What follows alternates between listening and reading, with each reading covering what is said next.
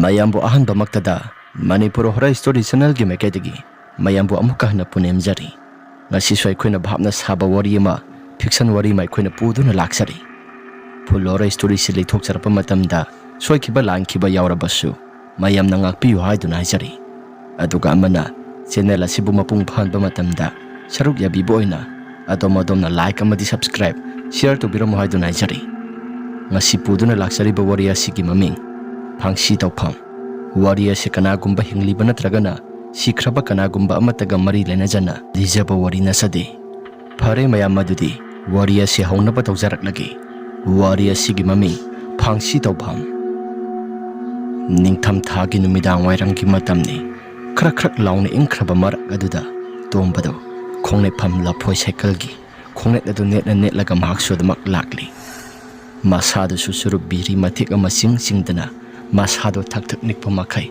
adum lakli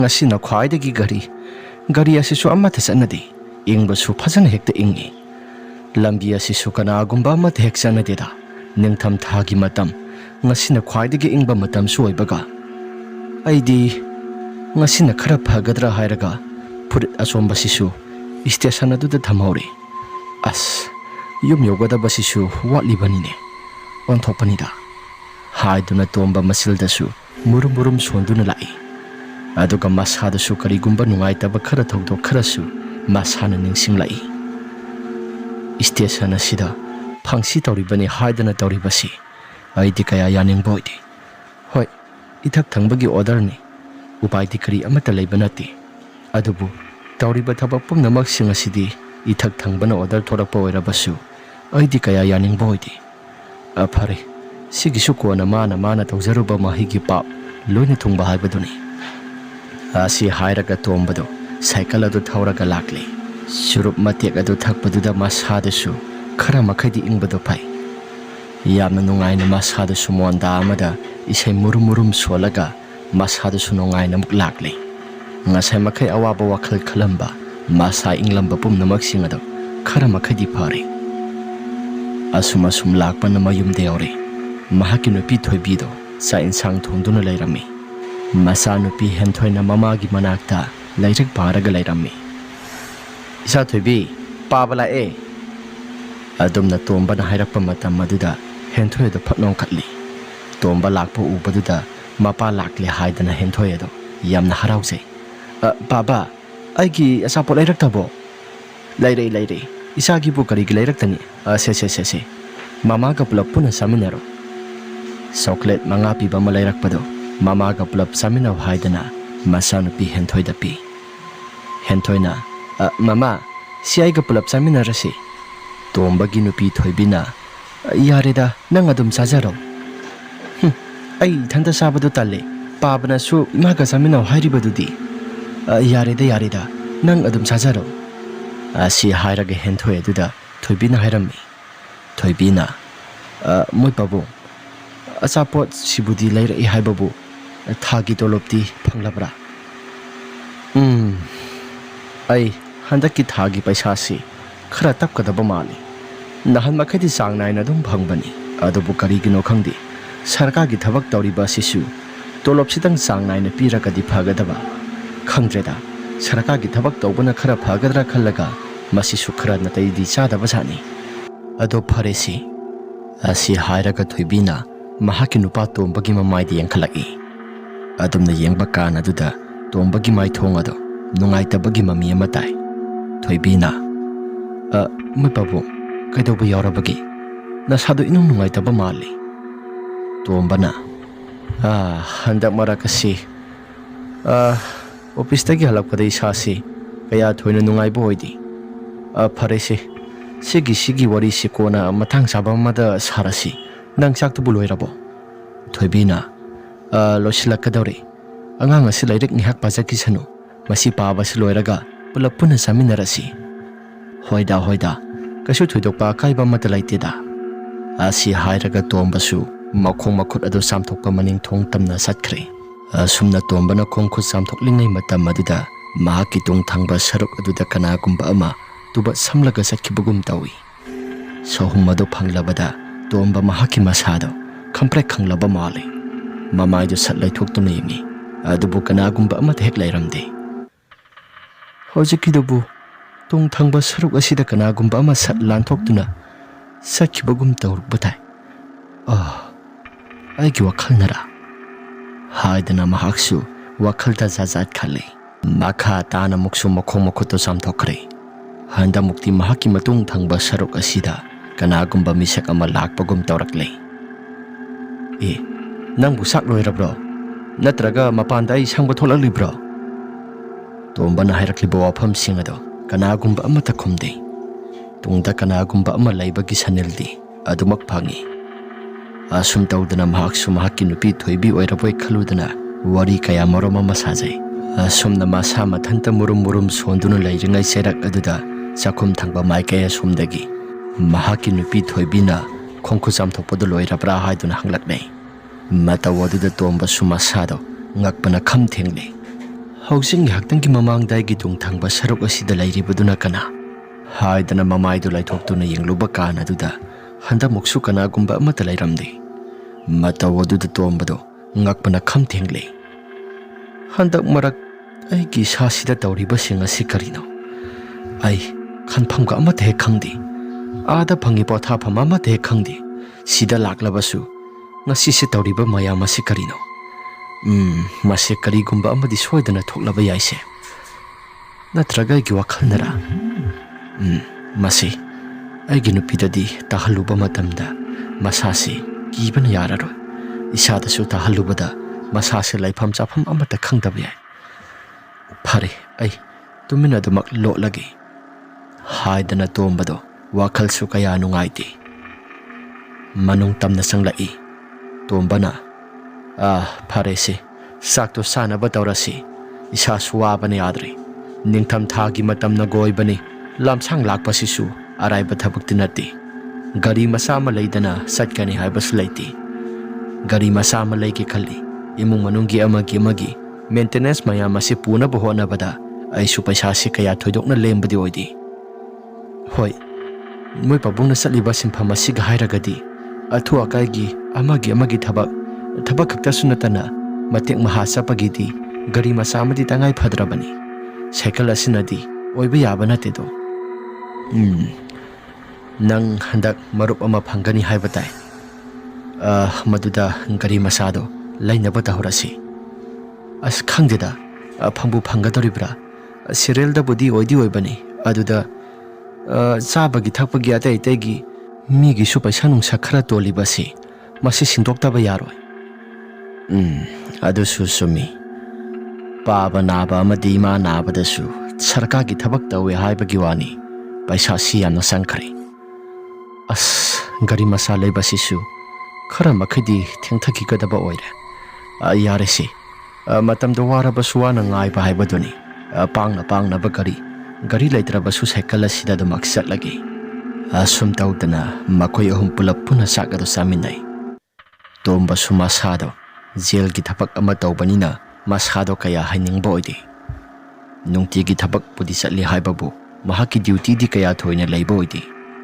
ꯃꯍꯥꯛꯅ ꯇꯧꯔꯤꯕ ꯊꯕꯛ ꯑꯁꯤꯅ ꯖꯦꯜꯗ ꯑꯗꯨꯃꯛ ꯆꯠꯂꯤ ꯖꯦꯜꯒꯤ ꯃꯅꯨꯡ ꯑꯁꯤꯗ ꯃꯔꯥꯜꯅ ꯃꯄꯨꯡ ꯐꯥꯔꯕ ꯀꯣꯔꯠꯅ ꯍꯥꯠꯄꯒꯤ ꯑꯣꯔꯗꯔ ꯊꯣꯛꯂꯕ ꯃꯤꯑꯣꯏꯁꯤꯡ ꯃꯍꯥꯛꯅ ꯐꯥꯡꯁꯤ ꯇꯧꯗꯨꯅ ꯍꯥꯠꯄꯅꯤ ꯇꯣꯝꯕꯅ ꯑꯍꯤꯡꯒꯤ ꯃꯇꯝ ꯑꯗꯨꯗ ꯃꯍꯥꯛꯅ ꯋꯥꯈꯜꯗ ꯈꯜꯂꯤ ꯑꯩꯅ ꯖꯦꯜ ꯑꯁꯤꯗ ꯊꯕꯛ ꯇꯧꯔꯛꯂꯤꯕꯁꯤ ꯆꯍꯤ 2ꯃꯨꯛꯇꯤ ꯁꯨꯔꯦꯁꯦ ꯃꯁꯤꯗꯩꯁꯤꯗ ꯑꯩꯅ ꯐꯥꯡꯁꯤ ꯇꯧꯗꯨꯅ ꯑꯩꯅ ꯍꯥꯠꯅꯤꯡꯗꯅ ꯍꯥꯠꯄꯗꯤ ꯅꯠꯇꯦ ꯑꯩꯅ ꯐꯥꯡꯁꯤ ꯇꯧꯗꯨꯅ ꯍꯥꯠꯂꯤꯕꯁꯤ ꯃꯤ 10ꯃꯨꯛꯇꯤ ꯁꯨꯔꯝꯃꯗ꯭ꯔꯥ ꯅꯍꯥꯟ ꯃꯈꯩꯗꯤ ꯑꯩꯒꯤ ꯏꯁꯥꯗ ꯀꯌꯥ ꯊꯣꯏꯅ ꯑꯀꯤꯕꯁꯤ ꯐꯥꯎꯗꯕꯅꯤ ꯑꯗꯨꯕꯨ ꯉꯁꯤꯒꯤ ꯍꯥꯠꯈꯤꯕ ꯃꯤꯁꯛ ꯑꯗꯨꯗꯤ ꯑꯁ ꯑꯩꯒꯤ ꯏꯁꯥꯁꯤ ꯂꯩꯊꯥꯐꯝ ꯑꯃꯠꯇ ꯍꯦꯛ ꯈꯪꯗꯦꯗ ꯅꯤꯡꯉꯝ ꯀꯥꯏꯉꯝꯗꯅ ꯁꯤꯈ꯭ꯔꯦ ꯑꯩꯅ ꯍꯦꯛ ꯌꯦꯡꯕꯗꯁꯨ ꯃꯔꯥꯜꯗꯣ ꯏꯂꯩ ꯂꯩꯇꯕ ꯃꯥꯜꯂꯤ ꯑꯃꯗꯨꯗꯤ ꯋꯥ ꯉꯥꯡꯐꯝ ꯑꯃꯠꯇ ꯈꯪꯗꯅ ꯃꯔꯥꯜꯅ ꯃꯄꯣꯠ ꯐꯥꯔꯕꯒꯨꯝ ꯇꯨꯃꯤꯟꯅ ꯑꯗꯨꯃꯛ ꯂꯩ ꯑꯃ ꯁꯤꯔꯤꯕ ꯌꯦꯠ ꯊꯪꯕꯗ ꯂꯩꯔꯤꯕ ꯅꯨꯄꯥꯗꯨꯗꯤ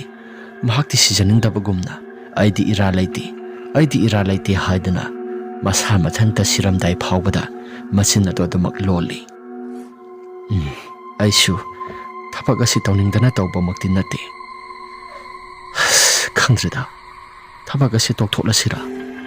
ꯇꯣꯛꯂꯒꯅ ꯀꯝꯗꯧꯕ? ꯑꯉꯥꯡ ꯑꯁꯤꯁꯨ ꯁꯥꯎꯔꯛꯀꯅꯨ ꯍꯥꯏꯕꯗꯤ ꯌꯥꯔꯣꯏ. ꯏꯃꯨꯡ ꯃꯅꯨꯡꯒꯤ ꯃꯔꯨꯞꯀꯤ ꯁꯨꯡꯎꯞꯀꯤ ꯄꯩꯁꯥ ꯃꯌꯥꯝꯁꯤꯡ ꯑꯁꯤꯁꯨ ꯃꯤꯒꯤ ꯄꯩꯁꯥ ꯈꯔꯁꯨ ꯇꯣꯜꯂꯤꯕꯅꯤ. ꯄꯥꯕꯒ ꯏꯃꯥꯒ ꯅꯥꯕꯗꯁꯨ ꯆꯪꯈꯤꯕ ꯄꯩꯁꯥꯁꯤꯡ ꯑꯗꯣ ꯍꯧꯖꯤꯛ ꯐꯥꯎꯕ ꯁꯤꯡꯗꯣꯛꯄ ꯂꯣꯏꯗ꯭ꯔꯤ. ꯇꯣꯝꯕꯅ ꯃꯨꯔꯨꯝ ꯃꯨꯔꯨꯝ ꯁꯣꯟꯖꯔꯤ ꯄꯣꯠꯅꯤ. ꯃꯃꯥ ꯃꯆꯥ ꯑꯅꯤꯗꯨꯗꯤ ꯏꯁꯤ ꯁꯤꯕ ꯃꯈꯩ ꯐꯃꯨꯡ ꯇꯣꯉꯥꯟꯕ ꯑꯃꯗ ꯇꯨꯝꯃꯤ. ꯇꯣꯝꯕꯅ ꯑꯗꯨꯝꯅ ꯋꯥꯈꯜ ꯈꯟꯗꯨꯅ ꯂꯩꯔꯤꯉꯩ ꯆꯩꯔꯛ ꯑꯗꯨꯗ ꯃꯈꯣꯏꯒꯤ ꯃꯪꯒꯣꯜ ꯊꯪꯕ ꯁꯔꯨꯛ ꯑꯗꯨꯗ ꯀꯅꯥꯒꯨꯝꯕ ꯃꯤꯑꯣꯏ ꯈꯔꯅ ꯃꯨꯔꯨꯝ ꯃꯨꯔꯨꯝ ꯁꯨꯔꯨ ꯁꯨꯔꯨ ꯅꯩꯔꯒ ꯋꯥꯔꯤ ꯁꯥꯟꯅꯕꯒꯨꯝꯅ ꯃꯈꯣꯜ ꯈꯔ ꯇꯥꯔꯛꯂꯤ. ꯃꯈꯣꯜ ꯑꯗꯨ ꯇꯥꯕꯗ ꯇꯣꯝꯕ ꯃꯁꯥꯗꯣ ꯀꯔꯤꯒꯨꯝꯕ ꯈꯔꯗꯤ ꯐꯥꯎꯔꯛꯏ. ꯃꯪꯒꯣꯜ ꯊꯪꯕ ꯃꯥꯏꯀꯩ ꯁꯣꯝꯗ ꯀꯔꯤꯅꯣ? ꯒ꯭ꯌꯥꯟ ꯃꯦꯟꯒ ꯑꯃꯠꯇ ꯍꯦꯛ ꯇꯥꯗꯦꯗ ꯍꯟꯗꯛ ꯃꯔꯛ ꯇꯧꯔꯤꯕꯁꯤꯡ ꯑꯁꯤ. ꯑꯁ, ꯑꯩꯕꯨ ꯅꯨꯄꯤꯁꯦ ꯑꯃꯨꯛꯇꯪ ꯍꯧꯗꯣꯛꯇꯨꯅ ꯈꯨꯖꯨ ꯂꯩꯈꯥꯝ ꯑꯁꯤ ꯃꯩ ꯑꯣꯛꯍꯟꯕꯅ ꯐꯒꯗꯧꯔꯤꯕ꯭ꯔꯥ? ꯑꯗꯨ ꯍꯦꯛ ꯇꯧꯔꯨꯕꯗ ꯃꯍꯥꯛꯀꯤ ꯃꯁꯥꯗꯁꯨ ꯀꯔꯤꯒꯨꯝꯕ ꯈꯔꯗꯤ ꯑꯗꯨꯃꯛ ꯇꯧꯕ ꯌꯥꯏꯗ. ꯑꯩ ꯇꯧꯔꯔꯣꯏꯒꯦꯗ, ꯑꯗꯨꯝ ꯇꯧꯖꯔꯁꯅꯨ ꯑꯍꯤꯡꯒꯤ ꯃꯇꯝ ꯑꯁꯤ ꯍꯥꯏꯅ ꯈꯟꯗꯨꯅ ꯂꯩꯔꯤꯉꯩ ꯆꯩꯔꯛ ꯑꯗꯨꯗ ꯃꯩ ꯑꯗꯨꯁꯨ ꯑꯃꯨꯛ ꯄꯨꯠ ꯂꯥꯎꯅ ꯃꯨꯠꯈ꯭ꯔꯦ. ꯃꯩ ꯑꯗꯨ ꯃꯨꯠꯈꯤꯕ ꯑꯗꯨꯗ ꯇꯣꯝꯕꯒꯤ ꯃꯍꯥꯛꯀꯤ ꯃꯃꯤꯠ ꯑꯗꯨꯗ ꯃꯩꯅꯒ ꯄꯨꯡꯃꯝ ꯃꯝꯕꯅꯤ. ꯃꯁꯦꯟ ꯃꯔꯥꯡ ꯑꯣꯏꯅ ꯀꯔꯤ ꯀꯔꯤꯅꯣ ꯖꯥꯠ ꯖꯥꯠ ꯌꯥꯝꯅ ꯎꯔꯛꯂꯤ. ꯃꯍꯥꯛꯅ ꯖꯦꯜꯒꯤ ꯃꯐꯝ ꯖꯒꯥ ꯑꯗꯨꯗ ꯊꯧꯔꯤ ꯌꯥꯜꯂꯒ ꯍꯥꯠꯈꯤꯕ ꯖꯒꯥꯁꯤ, ꯃꯐꯝꯒꯤ ꯖꯒꯥꯗꯨꯗ ꯊꯧꯔꯤ ꯌꯥꯟꯗꯨꯅ ꯁꯤꯈꯤꯕ ꯃꯤꯑꯣꯏꯁꯤꯡ ꯑꯗꯣ ꯃꯍꯥꯛꯅ ꯇꯨꯝꯂꯤꯕ ꯀꯥꯡꯊꯣꯜ ꯑꯗꯨꯒꯤ ꯐꯃꯥꯡ ꯊꯪꯕ ꯁꯔꯨꯛ ꯑꯗꯣꯝꯗ ꯊꯧꯔꯤ ꯌꯥꯜꯂꯒ ꯄꯔꯦꯡ ꯁꯥꯡꯅ ꯌꯥꯜꯂꯒ ꯂꯩꯕꯒꯨꯝꯅ ꯃꯍꯥꯛꯀꯤ ꯃꯃꯤꯠꯇꯁꯨ ꯃꯁꯦꯟ ꯃꯔꯥꯡ ꯑꯣꯏꯅ ꯎꯔꯛꯂꯤ. ꯃꯇꯧ ꯑꯗꯨꯗ ꯇꯣꯝꯕꯁꯨ ꯃꯁꯥꯗꯣ ꯃꯁꯥ ꯃꯊꯟꯇ ꯄꯪꯀꯤꯗ ꯀꯤꯔꯛꯂꯤ. ꯑꯍꯤꯡꯒꯤ ꯃꯇꯝꯅꯒ ꯑꯣꯏꯁꯤꯜꯂꯤ. ꯍꯨꯏꯁꯤꯡ ꯑꯗꯨꯁꯨ ꯂꯥꯞꯅ ꯂꯥꯞꯅ ꯈꯣꯡꯕ ꯍꯧꯔꯛꯂꯤ. ꯄꯨꯡ ꯑꯗꯨꯁꯨ ꯀꯌꯥ ꯇꯥꯔꯒꯦ ꯍꯥꯏꯗꯅ ꯃꯍꯥꯛꯀꯤ ꯐꯣꯟ ꯃꯆꯥꯗꯨꯗ ꯌꯦꯡꯉꯤ. ꯑꯣ, ꯄꯨꯡ ꯑꯁꯤꯗꯤ 1 ꯇꯥꯒꯗꯧꯔꯦꯅ.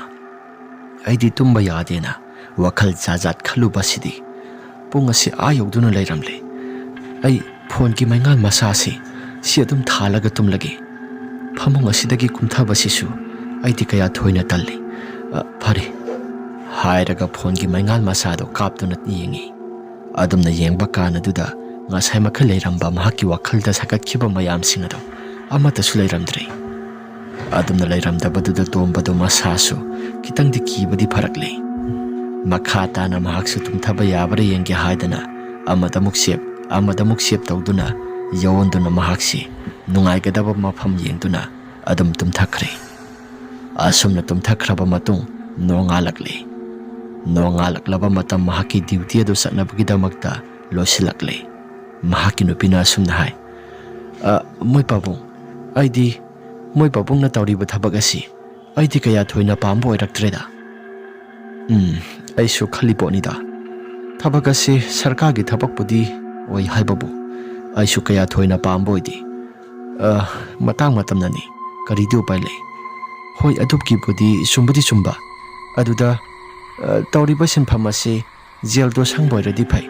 ꯃꯔꯥꯜ ꯂꯩꯕꯁꯤꯡ ꯍꯥꯠꯄꯗꯨꯗꯤ ꯑꯩꯁꯨ ꯈꯤꯇꯪꯗꯤ ꯅꯨꯡꯉꯥꯏꯇꯦ. ꯀꯅꯥꯅ ꯈꯪꯕ ꯍꯌꯦꯡꯋꯥꯏ ꯀꯣꯛ ꯑꯗꯨ ꯕꯦꯔꯥ ꯀꯥꯔꯛꯂꯕꯗꯤ.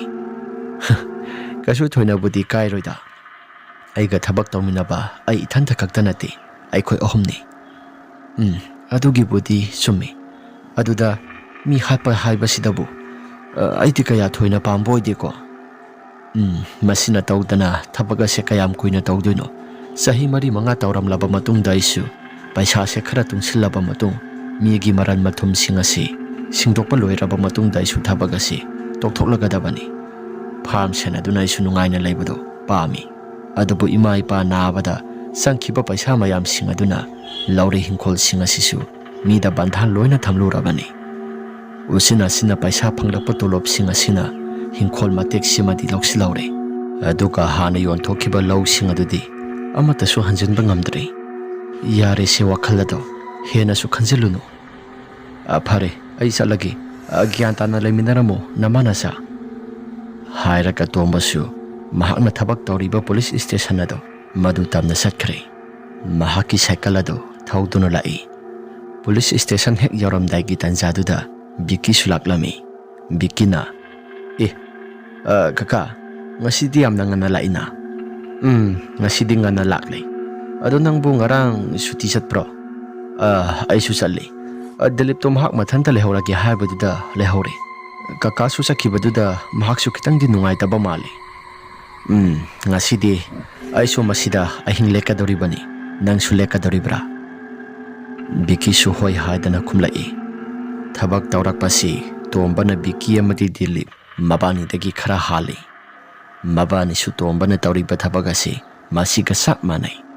Makoy ohum masi amamuk sinaraga thabak adu tawi. Asum taudana tomba su manung sanglakli. Manung dihek sanglakpaka na duda Dilip to asum nairai. Kaka laabra tomba su lakli haidana kumi. Dilip na. Ngarang di sasi nabani laitabado inu nungaiti. Biki na. Kari oina nungaitri no haise. As ing naga ing bane. Khangdi laisila sisu yamna thai. Aduga somna kanda lairiba thauri yam pham jaga ase. As masi uba matamda isasi hena hina khidre. Handak maragasi aigi sadasu sanil khara phangi.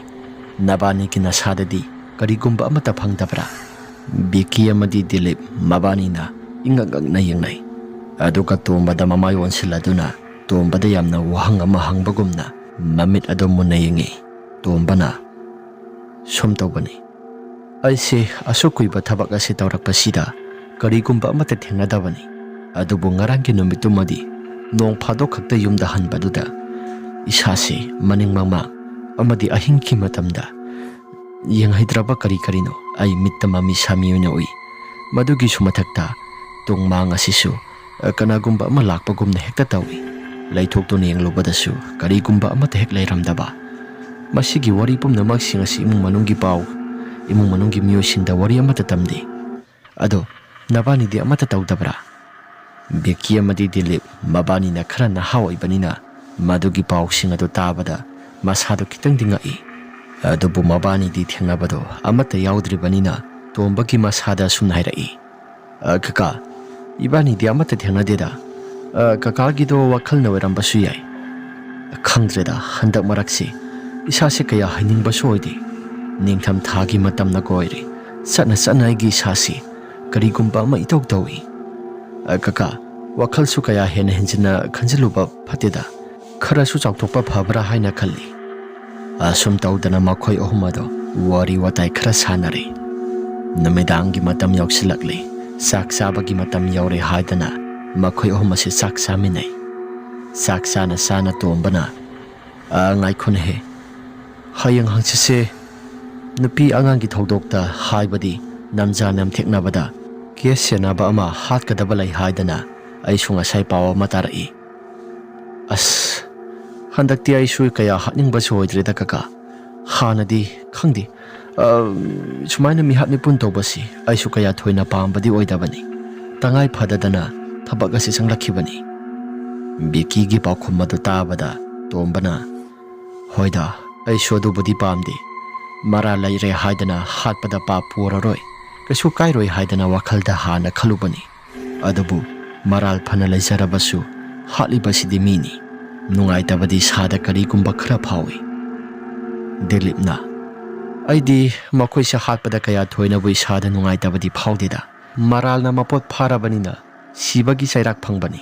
Masida kaya thoyna wakal nungaitaba phawdabasi ay subhabra khalli. Saksaba toklaba matungda makoy ohumado wari watay sana duna makoy ki tumpham kada lakli. Makoy ki tumpham kada laklaba kana duda tombagi mahaki masado ngakpa kharadi phawi. Mapan thangba sarukta thaliba maigi musi raba maingala duda phangsi tobam jakado ikok ne hektui. Madu uba matamda tombagi masado hainadabani yadri. Mahakna thabak tawrakpa nauringai matamdadi masasi kaya thoyna khaludabani. Adubo masasi kaya khajiktang nungaitaba haibado oiraklabani. Nahal makhaydi masigi jaga asi urabasu isasi kaya thoynabu khaludabani. Adubo ngasigi numisimadi karino isasi kainom itok tawreda. Ay wakhan hinjina khanbasu phatabra khalli. Phare adum changsilagi. Haidana sangsinkre. Tomba amadi Biki Dilip makoy humpulap sangminaraktuna phamongda magi jaka aduda kakhatli. Dilip na Kaka, hangsitkise kaka tauge haibra natraga ai tau haibra? Khangdeda officer aduna ai tawbu haibu hayawi. Ai tau hairaklabanina ai adum taurage. Nangdi taudrasu dum yaranida mathang turn doina tauro. Dilipna, kakagi sada hinadaba phauragana ai oina taurasu taurageda. Yaranida ai oina dum taugeda. Isase kachu thudokpasu khanbadi laiti. Adubu kitangdi nungaite haibagi wani. Kaka, phangsi tauba haibase ꯑꯩꯈꯣꯏꯅ ꯐꯤꯂꯝꯗ ꯀꯔꯤꯗ ꯃꯤꯍꯥꯠ ꯃꯤꯄꯨꯟ ꯇꯧꯕ ꯃꯤꯑꯣꯏꯁꯤꯡ ꯐꯥꯡꯁꯤ ꯇꯧꯗꯨꯅ ꯍꯥꯠꯄꯗ ꯑꯩꯈꯣꯏꯗꯤ ꯀꯌꯥ ꯊꯣꯏꯅꯕꯨ ꯅꯨꯡꯉꯥꯏꯇꯕ ꯐꯥꯎꯔꯛꯇꯦ꯫ ꯑꯣ, ꯑꯗꯨꯅ ꯐꯤꯂꯝꯒꯤ ꯄꯣꯠꯅꯤꯗꯅ꯫ ꯑꯁꯤꯅ ꯑꯁꯦꯡꯕ ꯇꯧꯔꯛꯄꯗꯗꯤ ꯐ꯭ꯔꯤꯡ ꯀꯥꯎꯔꯒ ꯁꯤꯕꯗꯣ ꯌꯦꯡꯕꯗ ꯀꯌꯥ ꯅꯨꯡꯉꯥꯏꯇꯦ꯫ ꯗꯤꯂꯤꯞꯅ, ꯀꯀꯥ, ꯃꯔꯥꯜꯕꯨ ꯃꯄꯣꯠ ꯐꯥꯔꯕꯗꯤ ꯁꯤꯕꯗ ꯀꯌꯥ ꯊꯣꯏꯅꯕꯨ ꯑꯋꯥꯕ ꯐꯥꯎꯕ ꯑꯩꯗꯤ ꯌꯥꯅꯤꯡꯗꯦꯗ꯫ ꯐꯔꯦꯁꯤ, ꯇꯨꯝꯅꯕ ꯇꯧꯔꯁꯤ ꯍꯥꯏꯗꯅ ꯗꯤꯂꯤꯞꯁꯨ ꯃꯃꯥꯏ ꯑꯣꯟꯊꯣꯛꯇꯨꯅ ꯑꯗꯨꯃꯛ ꯇꯨꯝꯈ꯭ꯔꯦ꯫ ꯇꯣꯝꯕꯁꯨ ꯋꯥꯈꯜꯗ ꯖꯥꯠ ꯈꯜꯂꯤ꯫ ꯕꯤꯀꯤꯁꯨ ꯃꯍꯥꯛꯀ ꯈꯪꯅꯖꯔꯤꯕ ꯅꯨꯄꯤ ꯑꯗꯨꯒ ꯋꯥꯔꯤ ꯋꯥꯇꯥꯏ ꯁꯥꯟꯅꯗꯨꯅ ꯑꯗꯨꯃꯛ ꯇꯨꯝꯊꯈ꯭ꯔꯦ꯫ ꯇꯣꯝꯕꯗꯤ ꯃꯁꯥꯗꯣ ꯇꯨꯝꯊꯧ ꯍꯥꯏꯕ ꯄꯥꯛꯅ ꯌꯥꯗꯦ꯫ ꯍꯌꯦꯡ ꯍꯪꯆꯤꯠ ꯍꯥꯠꯀꯗꯧꯔꯤꯕ ꯃꯤꯁꯛ ꯑꯁꯤ ꯅꯨꯄꯤ ꯑꯉꯥꯡꯗ ꯆꯠꯊꯕ ꯀ꯭ꯔꯥꯏꯝ ꯑꯣꯏꯖꯔꯕꯁꯨ ꯃꯍꯥꯛꯇꯤ ꯀꯌꯥ ꯍꯥꯠꯅꯤꯡꯗꯕꯅꯤ꯫ ꯗꯤꯂꯤꯞꯅ ꯍꯥꯠꯀꯦ ꯍꯥꯏꯔꯕꯁꯨ ꯃꯍꯥꯛꯅꯁꯨ ꯌꯥꯈꯤꯗ꯭ꯔꯦ꯫ ꯋꯥꯈꯜꯗ ꯑꯁꯨꯝꯅ ꯈꯜꯂꯤ꯫ ꯗꯤꯂꯤꯞꯅ ꯍꯥꯠꯀꯦ ꯍꯥꯏꯔꯤꯉꯩ ꯃꯇꯝ ꯑꯁꯤꯗ ꯑꯩꯕꯨ ꯄꯤꯊꯣꯛꯍꯧꯔꯁꯤꯔꯥ? ꯑꯗꯨꯁꯨ ꯌꯥꯔꯣꯏꯗ꯭ꯔꯤꯕ꯫ ꯃꯊꯛ ꯊꯣꯡꯕꯁꯤꯡꯅ ꯊꯤꯅ ꯑꯃꯨꯛ ꯆꯩꯔꯛꯂꯕꯗꯤ ꯑꯩꯗꯤ ꯁꯥꯁꯤ ꯂꯩꯕ ꯉꯝꯂꯣꯏꯗ꯭ꯔꯤ꯫ ꯐꯔꯦ, ꯑꯩꯁꯨ ꯑꯗꯨꯝ ꯉꯝꯅꯕ ꯑꯗꯨꯝ ꯇꯧꯔꯒꯦꯗ, ꯑꯩ ꯏꯁꯥꯒꯤ ꯏꯊꯧꯅꯤ ꯍꯥꯏꯗꯅ ꯃꯍꯥꯛꯀꯤ ꯅꯥꯀꯜ ꯊꯪꯕ ꯁꯔꯨꯛ ꯑꯗꯣꯝꯗ ꯃꯃꯥꯏꯁꯨ ꯑꯣꯟꯊꯣꯛꯇꯨꯅ ꯍꯦꯛ ꯇꯨꯝꯒꯦ ꯇꯧꯔꯛꯄꯒ ꯃꯍꯥꯛꯀꯤ ꯃꯃꯥꯡꯗ ꯎꯔꯤꯕ ꯐꯥꯡꯁꯤ ꯇꯧꯐꯝ ꯖꯒꯥ ꯑꯗꯨꯗ ꯀꯅꯥꯒꯨꯝꯕ ꯃꯤꯑꯣꯏ ꯈꯔ ꯃꯨꯁꯤꯟ ꯃꯨꯕ ꯃꯈꯩ ꯀꯥꯈꯠꯇꯨꯅ ꯂꯩꯕꯗꯣ ꯃꯍꯥꯛꯁꯨ ꯎꯊꯣꯛꯎꯔꯦ꯫ ꯑꯗꯨꯝꯅ ꯎꯔꯨꯕ ꯀꯥꯟ ꯑꯗꯨꯗ ꯇꯣꯝꯕ ꯃꯍꯥꯛꯀꯤ ꯃꯁꯥꯗꯣ ꯑꯍꯥꯟꯕꯗ ꯀꯌꯥ ꯊꯣꯏꯅ ꯈꯜꯂꯝꯗꯦ꯫ ꯑꯃꯨꯕꯁꯤꯡ ꯑꯗꯣ ꯊꯧꯔꯤ ꯀꯣꯡꯒꯣꯏ ꯌꯥꯟꯊꯔꯤꯕꯗꯨꯗ ꯃꯉꯛꯁꯝꯁꯤꯡ ꯑꯗꯨ ꯂꯣꯏꯅ ꯍꯦꯛꯇ ꯄꯔꯦꯡ ꯁꯥꯡꯅ ꯍꯨꯛꯆꯤꯜꯂꯤ꯫ ꯑꯗꯨꯒ ꯃꯈꯥ ꯊꯪꯕ ꯁꯔꯨꯛ ꯑꯗꯨꯗ ꯆꯣꯡꯊꯈꯤꯕꯒꯤ ꯃꯇꯧꯒꯨꯝꯅ ꯍꯦꯛꯇ ꯇꯧꯏ꯫ ꯃꯇꯧ ꯑꯗꯨ ꯎꯕ ꯃꯇꯝꯗ ꯇꯣꯝꯕꯗꯤ ꯃꯁꯥꯗꯣ ꯀꯌꯥ ꯍꯩꯅꯤꯡꯕ ꯐꯥꯎꯔꯛꯇ꯭ꯔꯦ꯫ ꯀꯤꯕꯅꯁꯨ ꯌꯥꯔꯛꯇ꯭ꯔꯦ꯫ ꯑꯥꯗ ꯇꯧꯔꯤꯕ ꯃꯇꯧꯁꯤꯡ ꯑꯁꯤꯗꯤ ꯀꯔꯤ ꯃꯇꯧꯅꯣ? ꯑꯩꯕꯨ ꯅꯍꯥꯟ ꯃꯈꯩ ꯎꯗꯕ ꯃꯤꯇꯝ ꯀꯌꯥ ꯃꯔꯨꯝ ꯑꯃ ꯎꯏꯗ ꯍꯥꯏꯗꯅ ꯑꯁꯨꯝꯅ ꯋꯥꯈꯜꯗ ꯈꯟꯗꯨꯅ ꯂꯩꯔꯤꯉꯩ ꯆꯩꯔꯛ ꯑꯗꯨꯗ ꯃꯈꯥ ꯊꯪꯕ ꯁ꯭ꯇꯦꯖꯀꯤ ꯁꯔꯨꯛ ꯑꯗꯨꯗ ꯄꯔꯦꯡ ꯁꯥꯡꯅ ꯑꯃꯨꯛ ꯀꯨꯝꯊꯔꯛꯂꯦ ꯊꯧꯔꯤ ꯌꯥꯜꯂꯤꯕ ꯀꯥꯡꯕꯨꯁꯤꯡ ꯑꯗꯣ꯫ ꯄꯔꯦꯡ ꯁꯥꯡꯅ ꯑꯀꯣꯏꯕꯗꯨꯗ ꯀꯣꯏꯆꯠ ꯆꯠꯂꯤ꯫ ꯇꯧꯔꯤꯕ ꯄꯨꯝꯅꯃꯛꯁꯤꯡ ꯑꯁꯤ ꯁꯤꯡꯉꯝꯗ ꯁꯤꯈ꯭ꯔꯕ ꯊꯋꯥꯏꯁꯤꯡ ꯑꯗꯨꯒꯤ ꯃꯈꯣꯏꯒꯤ ꯊꯋꯥꯏꯁꯤꯡ ꯑꯗꯨ ꯃꯊꯤ ꯐꯣꯡꯂꯤꯕ꯭ꯔꯥ? ꯃꯗꯨ ꯁꯣꯏꯗꯅ ꯑꯣꯏꯕ ꯇꯥꯏ ꯍꯥꯏꯗꯅ ꯋꯥꯈꯜꯗ ꯈꯟꯗꯨꯅ ꯂꯩꯔꯤꯉꯩ ꯆꯩꯔꯛ ꯑꯗꯨꯗ ꯉꯁꯥꯏ ꯃꯈꯩ ꯄꯔꯦꯡ ꯁꯥꯡꯅ ꯆꯠꯂꯝꯕ ꯃꯤꯇꯝꯁꯤꯡ ꯑꯗꯣ ꯄꯨꯂꯞ ꯄꯨꯟꯅꯃꯨꯛ ꯃꯥꯡꯈ꯭ꯔꯦ꯫ ꯍꯟꯗꯛꯃꯨꯛꯇꯤ ꯃꯥꯡꯈꯤꯕꯗꯨꯗ ꯇꯣꯝꯕ ꯃꯍꯥꯛꯀꯤ ꯃꯁꯥꯗꯣ ꯀꯤꯕꯅ ꯌꯥꯔꯛꯇ꯭ꯔꯦ꯫ ꯅꯍꯥꯟ ꯃꯈꯩ ꯎꯗꯕ ꯃꯤꯇꯝꯅꯤ꯫ ꯊꯧꯗꯣꯛꯁꯤꯡ ꯑꯁꯤ ꯎꯔꯨꯔꯒ ꯑꯩꯒꯤ ꯏꯁꯥꯗ ꯀꯔꯤꯅꯣ ꯍꯥꯏꯐꯝ ꯈꯪꯗꯅ ꯀꯤꯕ ꯐꯥꯎꯔꯛꯂꯤꯕꯁꯤꯅ ꯍꯥꯏꯗꯅ ꯋꯥꯈꯜꯗ ꯈꯟꯖꯥꯟꯅꯗꯨꯅ ꯂꯩꯔꯤꯉꯩ ꯃꯈꯣꯏꯒꯤ ꯔꯨꯝ ꯑꯗꯣ ꯃꯗꯨꯒꯤ ꯊꯣꯡ ꯑꯗꯨꯁꯨ ꯀꯅꯥꯒꯨꯝꯕ ꯑꯃꯅ ꯍꯥꯡꯗꯣꯛꯂꯣ ꯍꯥꯏꯕꯒꯤ ꯃꯇꯥꯒꯨꯝꯅ ꯊꯣꯡ ꯑꯗꯨ ꯊꯤꯜꯂꯛꯂꯦ꯫ ꯑꯗꯨꯝꯅ ꯊꯤꯜꯂꯛꯄꯗꯨꯗ ꯇꯣꯝꯕ ꯃꯍꯥꯛꯀꯤ ꯃꯁꯥꯗꯣ ꯈꯪꯄ꯭ꯔꯦꯛ ꯈꯪꯉꯤ꯫ ꯊꯣꯡ ꯊꯤꯜꯂꯛꯂꯤꯕꯁꯤ ꯀꯅꯥꯅꯣ ꯍꯥꯏꯗꯅ ꯋꯥꯈꯜꯗ ꯈꯟꯗꯨꯅ ꯃꯨꯟꯅ ꯂꯩꯔꯤꯉꯩ ꯇꯥꯟꯖꯥꯗꯨꯗ ꯅꯨꯄꯥ ꯑꯃꯒꯤ ꯈꯣꯟꯖꯦꯜꯗ ꯃꯁꯥꯗꯣ ꯇꯅꯤꯛꯅ ꯑꯁꯨꯝꯅ ꯍꯥꯏꯔꯛꯏ꯫ ꯊꯣꯡ ꯑꯁꯤ ꯑꯃꯨꯛꯇꯪ ꯍꯥꯡꯉꯣꯕ, ꯑꯩꯒꯤ ꯊꯋꯥꯏꯁꯤ ꯑꯃꯨꯛꯇꯪ ꯀꯟꯕꯤꯌꯣ, ꯊꯣꯡ ꯑꯁꯤ ꯑꯃꯨꯛꯇꯪ ꯍꯥꯡꯕꯤꯌꯣ꯫ ꯑꯗꯨꯝꯅ ꯍꯥꯏꯔꯛꯄꯗꯨꯗ ꯇꯣꯝꯕ ꯃꯍꯥꯛꯀꯤ ꯃꯁꯥꯗꯣ ꯀꯤꯕꯅ ꯌꯥꯗ꯭ꯔꯦ꯫ ꯃꯍꯥꯛꯀꯤ ꯕ꯭ꯂꯥꯡꯀꯦꯠ ꯑꯗꯨꯁꯨ ꯃꯁꯥ ꯄꯨꯝꯕ ꯂꯣꯏꯅ ꯍꯦꯛꯇ ꯀꯨꯞꯁꯤꯜꯂꯤ꯫ ꯗꯤꯂꯤꯞ ꯑꯃꯗꯤ ꯕꯤꯀꯤ ꯏꯁꯤ ꯁꯤꯕ ꯃꯈꯩ ꯑꯗꯨꯃꯛ ꯇꯨꯝꯊꯔꯤ꯫ ꯃꯄꯥꯜ ꯊꯪꯕ ꯁꯔꯨꯛ ꯑꯗꯣꯝꯗꯒꯤ ꯀꯧꯔꯛꯄꯒꯤ ꯈꯣꯟꯖꯦꯜꯁꯤꯡ ꯑꯗꯨꯗꯤ ꯂꯦꯞꯄ ꯂꯩꯇꯅ ꯑꯗꯨꯃꯛ ꯇꯥꯔꯛꯂꯤ꯫ ꯃꯄꯥꯟ ꯊꯪꯕ ꯁꯔꯨꯛꯇ ꯅꯨꯄꯥ ꯑꯃꯅ ꯀꯧꯔꯛꯂꯤꯕꯗꯨꯁꯨ ꯑꯀꯤꯕ ꯐꯪꯅ ꯀꯧꯔꯛꯄꯅꯤ꯫ ꯇꯣꯝꯕ ꯃꯍꯥꯛꯀꯤ ꯃꯁꯥꯗꯣ ꯂꯩꯇꯥꯐꯝ ꯑꯃꯠꯇ ꯈꯪꯗ꯭ꯔꯦ꯫ ꯇꯣꯝꯕꯁꯨ ꯋꯥ ꯉꯥꯡꯒꯦ ꯈꯜꯂꯤ, ꯑꯗꯨꯕꯨ ꯋꯥꯁꯤ ꯉꯥꯡꯕ ꯊꯣꯛꯇ꯭ꯔꯦ꯫ ꯃꯁꯥꯁꯦ ꯑꯐ ꯑꯄꯨꯅꯕ ꯑꯃꯅ ꯄꯨꯟꯕꯒꯨꯝꯅ ꯋꯥꯁꯤꯡ ꯑꯁꯤ ꯃꯍꯥꯛꯀꯤ ꯈꯅꯥꯎꯗꯒꯤ ꯈꯣꯟꯖꯦꯜ ꯑꯃꯠꯇ ꯊꯣꯛꯂꯛꯎ ꯍꯥꯏꯕ ꯌꯥꯈꯤꯗ꯭ꯔꯦ꯫ ꯑꯁꯨꯝꯅ ꯇꯧꯗꯨꯅ ꯂꯩꯔꯤꯉꯩ ꯃꯇꯝ ꯑꯗꯨꯗ ꯃꯍꯥꯛ ꯑꯁꯤ ꯊꯣꯡ ꯑꯗꯨ ꯍꯥꯡꯗꯣꯛꯀꯦ ꯍꯥꯏꯗꯅ ꯈꯨꯝꯕꯃꯛꯇꯤ ꯈꯨꯝꯗ꯭ꯔꯦ꯫ ꯀꯥꯡꯊꯣꯜ ꯑꯗꯨꯒꯤ ꯃꯈꯥ ꯊꯪꯕ ꯁꯔꯨꯛ ꯑꯗꯨꯗ ꯇꯞꯅ ꯇꯞꯅ ꯃꯈꯣꯡ ꯑꯗꯨ ꯊꯥꯡꯗꯕ ꯍꯧꯔꯛꯂꯤ꯫ ꯊꯣꯡ ꯑꯗꯨꯒꯤ ꯃꯥꯏꯀꯩ ꯇꯝꯅ ꯃꯃꯥꯏ ꯑꯁꯤ ꯂꯩꯊꯣꯛꯇꯨꯅ ꯇꯞꯅ ꯇꯞꯅ ꯂꯥꯛꯄ ꯍꯧꯔꯛꯂꯕ ꯀꯥꯟ ꯊꯣꯡ ꯑꯗꯨ ꯍꯥꯡꯗꯣꯛꯀꯦ ꯍꯥꯏꯗꯅ ꯍꯦꯛ ꯇꯧꯕ ꯀꯥꯟ ꯑꯗꯨꯗ ꯉꯁꯥꯏ ꯃꯈꯩ ꯊꯤꯜꯂꯝꯕ ꯄꯨꯝꯅꯃꯛꯁꯤꯡ ꯑꯗꯨꯁꯨ ꯂꯣꯏꯅ ꯍꯦꯛꯇ ꯐꯈ꯭ꯔꯦ꯫ ꯊꯣꯡ ꯑꯗꯨ ꯊꯤꯟꯕ ꯐꯈꯤꯕꯗꯨꯗ ꯊꯣꯡ ꯑꯗꯨ ꯈꯤꯇꯪ ꯊꯨꯅ ꯌꯥꯡꯅ ꯍꯥꯡꯗꯣꯛꯂꯤ꯫ ꯑꯗꯨꯒ ꯃꯃꯥꯏꯗꯨ ꯃꯄꯥꯟ ꯊꯪꯕ ꯁꯔꯨꯛ ꯑꯗꯨꯗ ꯐꯠ ꯂꯩꯊꯣꯛꯇꯨꯅ ꯌꯦꯡꯂꯨꯕ ꯀꯥꯟ ꯀꯅꯥꯒꯨꯝꯕ ꯑꯃꯠꯇꯁꯨ ꯂꯩꯔꯝꯗꯦ꯫ ꯃꯇꯧ ꯑꯗꯨꯗ ꯇꯣꯝꯕꯒꯤ ꯃꯁꯥꯗꯨ ꯏꯉꯛ-ꯉꯛꯂꯤ꯫ ꯍꯧꯖꯤꯛ ꯉꯥꯏꯍꯥꯛꯇꯪꯒꯤ ꯃꯃꯥꯡꯗ ꯊꯣꯡ ꯑꯁꯤ ꯊꯤꯜꯂꯝꯕ ꯅꯠꯇ꯭ꯔꯥ? ꯑꯗꯨꯒ ꯀꯅꯥꯒꯨꯝꯕ ꯑꯃꯠꯇꯁꯨ ꯂꯩꯔꯝꯗꯕ? ꯑꯁ, ꯑꯩꯒꯤ ꯋꯥꯈꯜꯅꯗꯤ ꯁꯨꯡꯅꯠ ꯅꯠꯇꯦ꯫ ꯀꯔꯤꯒꯨꯝꯕ ꯈꯔꯗꯤ ꯁꯣꯏꯗꯅ ꯂꯩꯔꯦꯁꯦ ꯍꯥꯏꯗꯅ ꯊꯣꯡ ꯑꯗꯨ ꯑꯃꯨꯛ ꯊꯤꯡꯖꯤꯜꯂꯤ꯫ ꯑꯗꯨꯒ ꯃꯍꯥꯛꯀꯤ ꯐꯃꯨꯡ ꯇꯥꯟꯅ ꯑꯃꯨꯛ ꯂꯥꯛꯂꯤ꯫ ꯐꯃꯨꯡ ꯇꯥꯟꯅ ꯂꯥꯛꯄ ꯀꯥꯟ ꯑꯗꯨꯗ ꯃꯍꯥꯛꯀꯤ ꯀꯥꯡꯊꯣꯟ ꯑꯗꯨ ꯒꯗꯛ ꯒꯗꯛ ꯂꯥꯎꯅ ꯀꯅꯥꯒꯨꯝꯕ ꯑꯃꯅ ꯅꯤꯛꯄꯒꯨꯝꯅ ꯃꯈꯣꯜ ꯑꯗꯨ ꯊꯣꯛꯅ ꯅꯤꯛꯄ ꯍꯧꯔꯛꯂꯤ꯫ ꯃꯇꯧ ꯑꯗꯨ ꯎꯕ ꯃꯇꯝꯗ ꯇꯣꯝꯕꯒꯤ ꯃꯁꯥꯗꯨ ꯀꯤꯕꯅ ꯌꯥꯗ꯭ꯔꯦ꯫ ꯃꯍꯥꯛꯅ ꯉꯁꯥꯏ ꯂꯣꯟꯁꯤꯜꯂꯝꯕ ꯊꯣꯡ ꯑꯗꯨꯁꯨ ꯀꯅꯥꯒꯨꯝꯕ ꯑꯃꯅ ꯇꯨꯡ ꯊꯪꯕ ꯁꯔꯨꯛꯇ ꯇꯞꯅ ꯇꯞꯅ ꯍꯥꯡꯗꯣꯔꯛꯄꯒꯨꯝ ꯇꯧꯔꯛꯂꯤ꯫ ꯃꯗꯨ ꯃꯈꯣꯜꯁꯤꯡ ꯑꯗꯨ ꯇꯥꯕ ꯃꯇꯝꯗ ꯇꯣꯝꯕꯒꯤ ꯃꯁꯥꯗꯨ ꯂꯩꯕ ꯑꯃꯠꯇ ꯉꯝꯗ꯭ꯔꯦ꯫ ꯇꯨꯡ ꯊꯪꯕ ꯁꯔꯨꯛꯇꯁꯨ ꯃꯃꯥꯏ ꯑꯁꯤ ꯑꯣꯟꯊꯣꯛꯇꯨꯅ ꯌꯦꯡꯒꯦ ꯈꯜꯂꯤ, ꯑꯗꯨꯕꯨ ꯌꯦꯡꯕ ꯑꯃꯠꯇ ꯉꯝꯂꯝꯗꯦ꯫ ꯃꯃꯥꯡ ꯊꯪꯕ ꯁꯔꯨꯛ ꯑꯁꯤꯗ ꯐꯃꯨꯡ ꯑꯗꯨ ꯒꯗꯛ ꯒꯗꯛ ꯂꯥꯎꯅ ꯅꯤꯛꯄꯗꯨꯗ ꯃꯍꯥꯛꯀꯤ ꯃꯁꯥꯁꯤꯁꯨ ꯍꯥꯏꯐꯝ ꯇꯧꯐꯝ ꯑꯃꯠꯇ ꯈꯪꯗ꯭ꯔꯦ꯫ ꯑꯁ, ꯀꯩꯅꯣ ꯇꯧꯔꯤꯕꯁꯤꯗꯤ ꯍꯥꯏꯗꯅ ꯃꯍꯥꯛꯁꯤ ꯀꯥꯡꯊꯣꯜ ꯑꯗꯨ ꯇꯝꯅ ꯃꯅꯥꯛꯇ ꯄꯔꯞ ꯄꯔꯞ ꯆꯪꯁꯤꯜꯂꯤ꯫ ꯑꯗꯨꯅ ꯆꯪꯁꯤꯟꯕ ꯀꯥꯟ ꯑꯗꯨꯗ ꯀꯥꯡꯊꯣꯜꯒꯤ ꯃꯈꯥ ꯊꯪꯕ ꯁꯔꯨꯛ ꯑꯗꯣꯝꯗ ꯃꯤ ꯑꯃ ꯁꯟꯁꯥꯔ ꯁꯥꯔꯒ ꯊꯣꯔꯛꯂꯤꯕꯗꯣ ꯇꯣꯝꯕ ꯃꯁꯥꯁꯨ ꯎꯔꯦ꯫ ꯊꯣꯔꯛꯂꯤꯕ ꯃꯤ ꯑꯗꯨ ꯃꯁꯛ ꯃꯁꯥ ꯑꯃꯠꯇ ꯈꯪꯗꯦ꯫ ꯃꯃꯥꯏ ꯃꯃꯤꯠ ꯑꯗꯨꯁꯨ ꯄꯨꯡꯈꯨꯝ ꯈꯨꯝꯃꯤ꯫ ꯐꯤ ꯑꯃꯨꯕ ꯑꯃꯅ ꯃꯉꯛ ꯁꯝꯗꯁꯨ ꯊꯧꯔꯤ ꯑꯃ ꯊꯨꯔꯒ ꯇꯣꯝꯕ ꯇꯝꯅ ꯃꯁꯝ ꯑꯃꯅ 이하이 하이라가 산사라 사라가 akiba mawang amada thorakli. Adumna thoraklaba kan aduda tombagi masadu yamna khana lawi. Asumna lawkiba kan Biki amadi Dilip mikap thorakli. Mikap thoraklaba kan tomba mahaki masadu gyan imang mangna phamang aduda lairambado mabani su ure. Mabani su ingagakna kaka kaidauragi asi hairaga sangsimba matam aduda tomba mahaki wakhalado imang mangi gyan mangna laibagum tumina tap taba makai tomba su lairiba aduda anita sumuna yengnai. Kaka si kaidauraba sano phamungda mutang bukhalaga yengsi hairaga anido tomba do sapaga thangalai phamung tamna tomba masado gyan men tade ngak-ngai wakhal tanabani hadana Dilipna ising thaduna laknai. Tomba su ising cholakpaduda masado khara gyan tarakle. Ay mafam zakasi kanoma itawag tawba mali. Dilipna kaka kaidawba yaurabagi.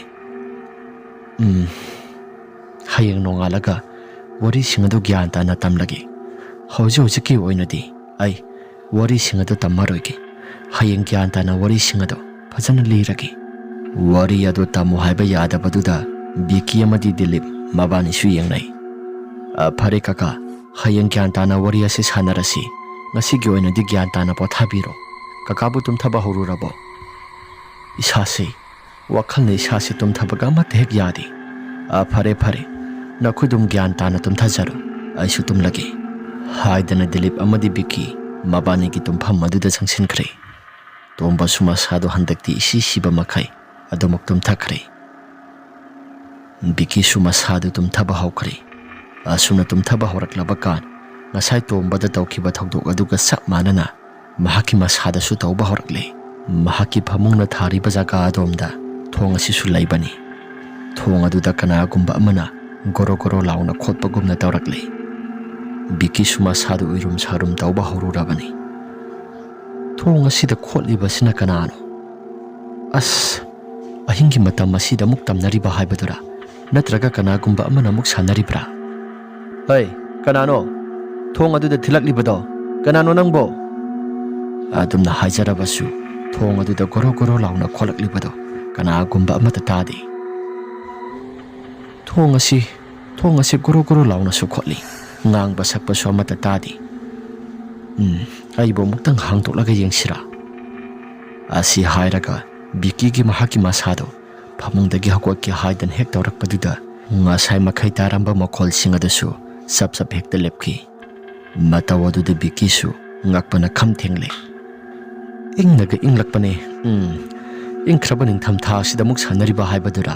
ꯑꯣꯟꯊꯣꯛꯅꯁꯨ ꯅꯥꯇꯩ ꯆꯥꯈꯤꯗ꯭ꯔꯦꯗ ꯍꯥꯏꯔꯒ ꯕꯤꯀꯤꯁꯨ ꯃꯍꯥꯛꯀꯤ ꯐꯃꯨꯡ ꯑꯗꯨꯗ ꯀꯥꯈꯠꯂꯛꯂꯦ꯫ ꯑꯁꯨꯝꯅ ꯀꯥꯈꯠꯂꯛꯄ ꯑꯣꯏꯔꯨꯝ ꯁꯥꯔꯨꯝ ꯇꯧꯕ ꯍꯧꯔꯛꯂꯕ ꯃꯗꯨꯒꯤ ꯃꯇꯝ ꯑꯗꯨꯗ ꯃꯩ ꯑꯁꯤꯁꯨ ꯄꯨꯠ ꯂꯥꯎꯅ ꯍꯦꯛꯇ ꯃꯨꯠꯈ꯭ꯔꯦ꯫ ꯕꯤꯀꯤꯁꯨ ꯃꯩ ꯃꯨꯠꯈꯤꯕꯗꯨꯗ ꯐꯅꯗꯨꯝ ꯐꯔꯦ ꯇꯨꯝꯊꯔꯒꯦ ꯍꯥꯏꯗꯅ ꯃꯍꯥꯛꯁꯨ ꯑꯣꯏꯔꯨꯝ ꯁꯥꯔꯨꯝ ꯇꯧꯕ ꯍꯧꯔꯛꯂꯕ ꯃꯗꯨꯒꯤ ꯃꯇꯝ ꯑꯗꯨꯗꯅꯤ ꯃꯈꯣꯏꯒꯤ ꯀꯥꯒꯤ ꯃꯊꯛ ꯊꯪꯕ ꯁꯔꯨꯛ ꯑꯗꯣꯝꯗ ꯁꯥꯠ ꯍꯩꯔꯤꯕꯗꯣ ꯃꯗꯨꯗ ꯀꯅꯥꯒꯨꯝꯕ ꯑꯃꯅ ꯊꯧꯔꯤ ꯌꯥꯜꯂꯒ ꯃꯁꯥ ꯃꯇꯣꯝꯇ ꯐꯦꯔꯦ ꯐꯦꯔꯦ ꯍꯥꯏꯗꯨꯅ ꯕꯤꯀꯤꯒꯤ ꯐꯃꯨꯡ ꯇꯝꯅ ꯂꯥꯛꯂꯤ꯫ ꯑꯁꯨꯝꯅ ꯕꯤꯀꯤꯒꯤ ꯐꯃꯨꯡ ꯇꯝꯅ ꯂꯥꯛꯄꯗꯨꯗ ꯕꯤꯀꯤꯒꯤ ꯃꯍꯥꯛꯀꯤ ꯃꯁꯥꯗꯁꯨ ꯎꯏꯔꯨꯝ ꯁꯥꯔꯨꯝ ꯀꯅꯥꯒꯨꯝꯕ ꯑꯃ ꯃꯁꯥꯗꯣ ꯏꯇꯥꯎ ꯇꯥꯎꯕ ꯃꯈꯩ ꯂꯥꯛꯂꯤꯕꯗꯣ ꯕꯤꯀꯤꯁꯨ ꯈꯔ ꯃꯈꯩꯗꯤ ꯁꯥꯅꯤꯜ ꯐꯪꯉꯤ꯫ ꯑꯗꯨꯕꯨ ꯕꯤꯀꯤꯒꯤ ꯃꯁꯥꯗꯣ ꯀꯌꯥ ꯊꯣꯏꯅ ꯈꯜꯂꯨꯗꯕꯅ ꯃꯍꯥꯛꯁꯨ ꯑꯗꯨꯃꯛ ꯇꯨꯝꯊꯩ꯫ ꯊꯧꯔꯤ ꯌꯥꯜꯂꯒ ꯂꯥꯛꯂꯤꯕꯗꯣ ꯃꯄꯥ ꯆꯥꯅꯅ ꯃꯩꯁꯨ ꯄꯠ ꯂꯥꯎꯅ ꯍꯦꯛꯇ ꯂꯥꯛꯏ꯫ ꯃꯩꯗꯣ ꯂꯥꯛꯄꯗꯨꯗ ꯁꯪꯁꯪꯅ ꯎꯔꯦ꯫ ꯑꯗꯨꯝꯅ ꯎꯕ ꯀꯥꯟ ꯑꯗꯨꯗ ꯕꯤꯀꯤꯒꯤ ꯃꯍꯥꯛꯀꯤ ꯃꯁꯥꯗꯣ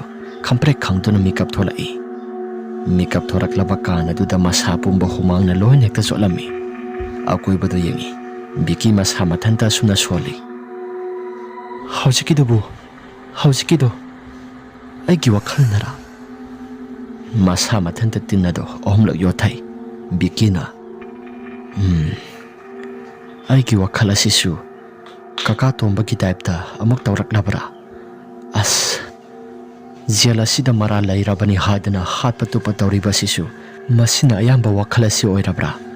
ꯑꯁ, ꯒ꯭ꯌꯥꯟ ꯃꯦꯟꯒ ꯑꯃꯠꯇ ꯍꯦꯛ ꯇꯥꯗ꯭ꯔꯦꯗ ꯍꯥꯏꯗꯅ ꯋꯥꯈꯜꯗꯁꯨ ꯈꯜꯂꯤ꯫ ꯃꯅꯥꯛꯇ ꯂꯩꯔꯤꯕ ꯏꯁꯤꯡ ꯕꯣꯇꯜ ꯑꯗꯣ ꯄꯥꯏꯈꯠꯂꯦ ꯑꯗꯨꯒ ꯊꯛꯂꯦ꯫ ꯋꯥꯈꯜ ꯑꯗꯣ ꯈꯔ ꯁꯥꯟꯇꯤ ꯑꯣꯏꯅ ꯂꯩꯔꯕ ꯃꯇꯨꯡ ꯕꯤꯀꯤꯒꯤ ꯃꯍꯥꯛꯀꯤ ꯃꯁꯥꯗꯣ ꯑꯃꯨꯛ ꯇꯨꯝꯊꯈ꯭ꯔꯦ꯫ ꯑꯁꯨꯝꯅ ꯇꯨꯝꯊꯈ꯭ꯔꯕ ꯀꯥꯟ ꯅꯨꯃꯤꯠꯇꯨꯃꯗꯤ ꯀꯔꯤꯒꯨꯝꯕ ꯑꯃꯠꯇ ꯃꯈꯥ ꯇꯥꯅ ꯇꯧꯔꯛꯈꯤꯗ꯭ꯔꯦ꯫ ꯑꯁꯨꯝ ꯇꯧꯗꯅ ꯅꯣꯡꯃ ꯑꯃ ꯀꯥꯜꯂꯕ ꯃꯇꯨꯡ ꯐꯪꯁꯤ ꯇꯧꯗꯨꯅ ꯍꯥꯠꯀꯗꯕ ꯅꯨꯃꯤꯠ ꯑꯗꯣ ꯌꯧꯔꯛꯂꯦ꯫ ꯇꯣꯝꯕꯅ ꯊꯦꯡꯅꯈꯤꯕ ꯋꯥꯔꯤ ꯄꯨꯝꯅꯃꯛꯁꯤꯡ ꯑꯗꯣ ꯗꯤꯂꯤꯞ ꯑꯃꯗꯤ ꯕꯤꯀꯤꯗ ꯋꯥꯔꯤꯁꯤꯡ ꯑꯗꯣ ꯑꯃꯠꯇ ꯍꯦꯛ ꯇꯝꯈꯤꯗ꯭ꯔꯦ꯫ ꯃꯈꯣꯏ ꯑꯅꯤꯗꯨꯁꯨ ꯀꯥꯎꯈ꯭ꯔꯦ꯫ ꯇꯣꯝꯕꯁꯨ ꯊꯕꯛ ꯃꯌꯥꯝꯁꯤꯡ ꯑꯁꯤꯅ ꯃꯔꯝ ꯑꯣꯏꯗꯨꯅ ꯑꯀꯥꯎꯕ ꯍꯥꯏꯕꯗꯣ ꯑꯣꯏꯈ꯭ꯔꯦ꯫ ꯕꯤꯀꯤꯁꯨ ꯄꯔꯞ ꯄꯔꯞ ꯂꯥꯛꯂꯦ꯫ ꯕꯤꯀꯤꯅ ꯂꯥꯛꯂꯕ ꯃꯇꯨꯡ ꯀꯥ ꯇꯣꯝꯕ, ꯑꯩꯈꯣꯏ ꯁꯥꯔ ꯑꯦꯁꯥꯏꯅ ꯂꯥꯛꯑꯣꯅ ꯍꯥꯏꯍꯧꯏ꯫ ꯑꯣ, ꯄꯨꯡꯐꯝ ꯑꯗꯨ ꯌꯧꯔꯕ꯭ꯔꯥ? ꯕꯤꯀꯤ, ꯄꯨꯡꯗꯣ ꯀꯌꯥ ꯇꯥꯔꯒꯦ ꯑꯃꯨꯛꯇꯪ ꯌꯦꯡꯉꯨꯕ? ꯀꯥ ꯇꯣꯝꯕ, ꯑꯩꯒꯤ ꯐꯣꯟ ꯑꯗꯨꯗꯤ ꯁ꯭ꯋꯤꯆ ꯑꯣꯐ ꯇꯥꯈꯤꯗꯅ ꯆꯥꯔꯖ ꯇꯧꯔꯒ ꯊꯝꯃꯤ꯫ ꯑꯣ, ꯐꯔꯦ ꯑꯗꯨꯗꯤ ꯗꯤꯂꯤꯞ, ꯅꯪꯒꯤ ꯐꯣꯟ ꯑꯗꯨꯕꯨ ꯄꯨꯡ ꯀꯌꯥ ꯇꯥꯔꯒꯦ ꯑꯃꯨꯛꯇꯪ ꯌꯦꯡꯉꯨꯕ? ꯀꯥ ꯇꯣꯝꯕ, ꯄꯨꯡ 10:30 ꯇꯥꯁꯤꯜꯂꯛꯂꯦ꯫ ꯑꯣ, ꯑꯗꯨꯗꯤ ꯅꯕꯥꯅꯤ ꯉꯥꯏꯍꯥꯛꯇꯪ ꯂꯩꯍꯧꯈꯣ, ꯑꯩꯒꯤ ꯗ꯭ꯌꯨꯇꯤ ꯑꯁꯤ ꯌꯧꯔꯛꯂꯦ, ꯑꯃꯨꯛꯇꯪ ꯆꯠꯂꯨꯈꯤꯒꯦ꯫ ꯃꯕꯥꯅꯤꯗꯨꯁꯨ ꯍꯣꯏ ꯍꯥꯏꯗꯨꯅ ꯂꯩꯍꯧꯏ꯫ ꯑꯦꯁꯥꯏ ꯑꯗꯨꯒꯤ ꯃꯅꯥꯛꯇ ꯌꯧꯔꯛꯂꯕ ꯀꯥꯟ ꯑꯦꯁꯥꯏ ꯑꯗꯨꯅ ꯁꯨꯝ ꯍꯥꯏꯔꯛꯏ꯫ ꯇꯣꯝꯕ, ꯉꯁꯤꯒꯤꯁꯤꯃꯗꯤ ꯅꯨꯄꯤ ꯑꯉꯥꯡꯗ ꯆꯠꯊꯕ ꯀ꯭ꯔꯥꯏꯝꯗ ꯆꯦꯟꯅꯕ ꯀ꯭ꯔꯤꯃꯤꯅꯦꯜ ꯑꯃꯅꯤ꯫ ꯑꯗꯨꯅ ꯍꯥꯠꯄ ꯃꯇꯝꯗ ꯀꯌꯥ ꯊꯣꯏꯅ ꯋꯥꯈꯜꯗ ꯑꯋꯥꯕ ꯑꯃꯠꯇ ꯐꯥꯎꯕ ꯌꯥꯗꯦ꯫ ꯐꯔꯦ ꯑꯗꯨꯗꯤ ꯐꯥꯏꯜ ꯀꯩ ꯀꯔꯥꯁꯨ ꯁꯤꯗ ꯂꯣꯏꯅ ꯌꯥꯎꯔꯕꯅꯤ꯫ ꯖꯦꯂꯔꯁꯤꯡꯅ ꯀ꯭ꯔꯤꯃꯤꯅꯦꯜ ꯑꯗꯣ ꯄꯨꯊꯣꯛꯂꯛꯑꯅꯤ, ꯉꯥꯏꯍꯥꯛꯇꯪ ꯉꯥꯏꯔꯣ꯫ ꯇꯣꯝꯕꯁꯨ ꯍꯣꯏ ꯁꯥꯔ ꯍꯥꯏꯗꯅ ꯈꯨꯝꯃꯤ꯫ ꯑꯁꯨꯝ ꯇꯧꯗꯅ ꯉꯥꯏꯍꯥꯛꯇꯪꯒꯤ ꯃꯇꯨꯡꯗ ꯃꯔꯥꯜꯅ ꯃꯄꯣꯠ ꯐꯥꯔꯕ ꯅꯨꯄꯥꯗꯨ ꯄꯨꯊꯣꯔꯛꯂꯦ꯫ ꯅꯨꯄꯥ ꯑꯁꯤ ꯄꯨꯊꯣꯔꯛꯂꯕ ꯀꯥꯟ ꯃꯁꯥꯗ ꯀꯔꯤꯒꯨꯝꯕ ꯑꯃꯠꯇ ꯐꯥꯎꯗꯦ꯫ ꯃꯍꯥꯛꯀꯤ ꯂꯥꯛꯐꯝ ꯊꯣꯛꯄ ꯑꯗꯨꯃꯛ ꯂꯥꯛꯏ꯫ ꯐꯪꯁꯤ ꯇꯧꯐꯝ ꯖꯒꯥꯗꯨꯗ ꯄꯨꯔꯛꯂꯕ ꯀꯥꯟ ꯇꯣꯝꯕ ꯃꯍꯥꯛꯀꯤ ꯃꯁꯥꯗ ꯉꯁꯤꯗꯤ ꯃꯤ ꯍꯥꯠꯀꯗꯧꯔꯦ ꯍꯥꯏꯕꯗꯣ ꯃꯁꯥꯗ ꯀꯔꯤꯒꯨꯝꯕ ꯑꯃꯗꯤ ꯈꯟꯕ ꯍꯧꯔꯛꯂꯦ꯫ ꯑꯩꯁꯦ ꯊꯃꯣꯏꯁꯦ ꯀꯜꯂꯒꯦ ꯈꯟꯕꯅꯤ, ꯑꯗꯨꯕꯨ ꯌꯥꯗꯦ꯫ ꯑꯁ, ꯉꯁꯤꯒꯤ ꯍꯥꯠꯀꯗꯧꯔꯤꯕ ꯑꯁꯤꯁꯨ ꯃꯔꯥꯜꯕꯨꯗꯤ ꯂꯩꯔꯕ ꯀ꯭ꯔꯤꯃꯤꯅꯦꯜ ꯑꯃꯕꯨꯗꯤ ꯑꯣꯏ ꯍꯥꯏꯕꯕꯨ ꯑꯩꯒꯤ ꯃꯤ ꯍꯥꯠꯅꯤꯡꯗꯕꯤꯗꯣ ꯑꯃꯨꯛ ꯍꯧꯔꯛꯂꯦ꯫ ꯍꯥꯠꯅꯤꯡꯗ ꯑꯃꯨꯛ ꯍꯥꯠꯀꯗꯧꯔꯤꯕ꯭ꯔꯥ? ꯗ꯭ꯌꯨꯇꯤ ꯑꯁꯤꯁꯨ ꯑꯃꯗ ꯑꯃꯨꯛ ꯁꯤꯟꯅꯕꯁꯤꯁꯨ ꯌꯥꯗꯕ꯫ ꯐꯔꯦ, ꯍꯥꯠꯄ ꯇꯥꯔꯦꯗꯅ, ꯀꯔꯤꯗꯤ ꯎꯄꯥꯏ ꯂꯩ?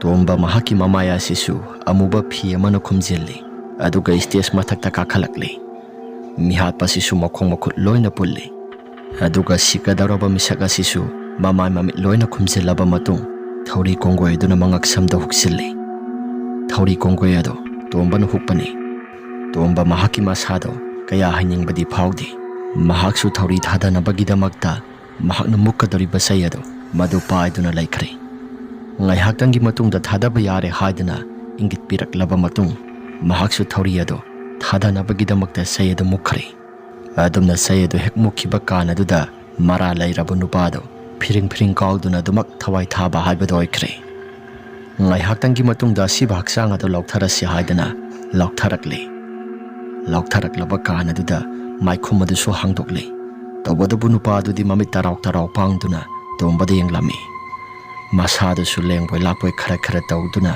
ꯂꯩꯕꯒꯤ ꯐꯤꯕꯝ ꯑꯗꯨꯗ ꯇꯣꯝꯕꯅ ꯑꯁꯨꯝꯅ ꯍꯥꯏꯔꯛꯏ, "ꯁꯥꯔ, ꯅꯨꯄꯥꯁꯤ ꯍꯤꯡꯕꯒꯨꯝ ꯇꯧꯏꯗ"꯫ ꯇꯣꯝꯕꯁꯨ ꯃꯁꯥꯗꯨ ꯏꯄꯥ ꯄꯥꯈꯠꯂꯤ ꯇꯧꯔꯤꯕ ꯃꯑꯣꯡ ꯃꯇꯧꯁꯤꯡ ꯑꯗꯨ꯫ ꯑꯣꯐꯤꯁꯥꯔ ꯑꯃꯅ, ꯀꯩꯅꯣꯗ ꯊꯋꯥꯏ ꯑꯗꯨꯛ ꯌꯥꯝꯅ ꯀꯟꯕ, ꯍꯧꯖꯤꯛ ꯉꯥꯏꯍꯥꯛꯇꯪꯒꯤ ꯃꯃꯥꯡꯗ ꯑꯗꯨꯛ ꯁꯤꯈ꯭ꯔꯕꯗꯨꯕꯨ ꯀꯃꯥꯏꯅ ꯍꯤꯡꯒꯗꯧꯔꯤꯕꯅꯣ?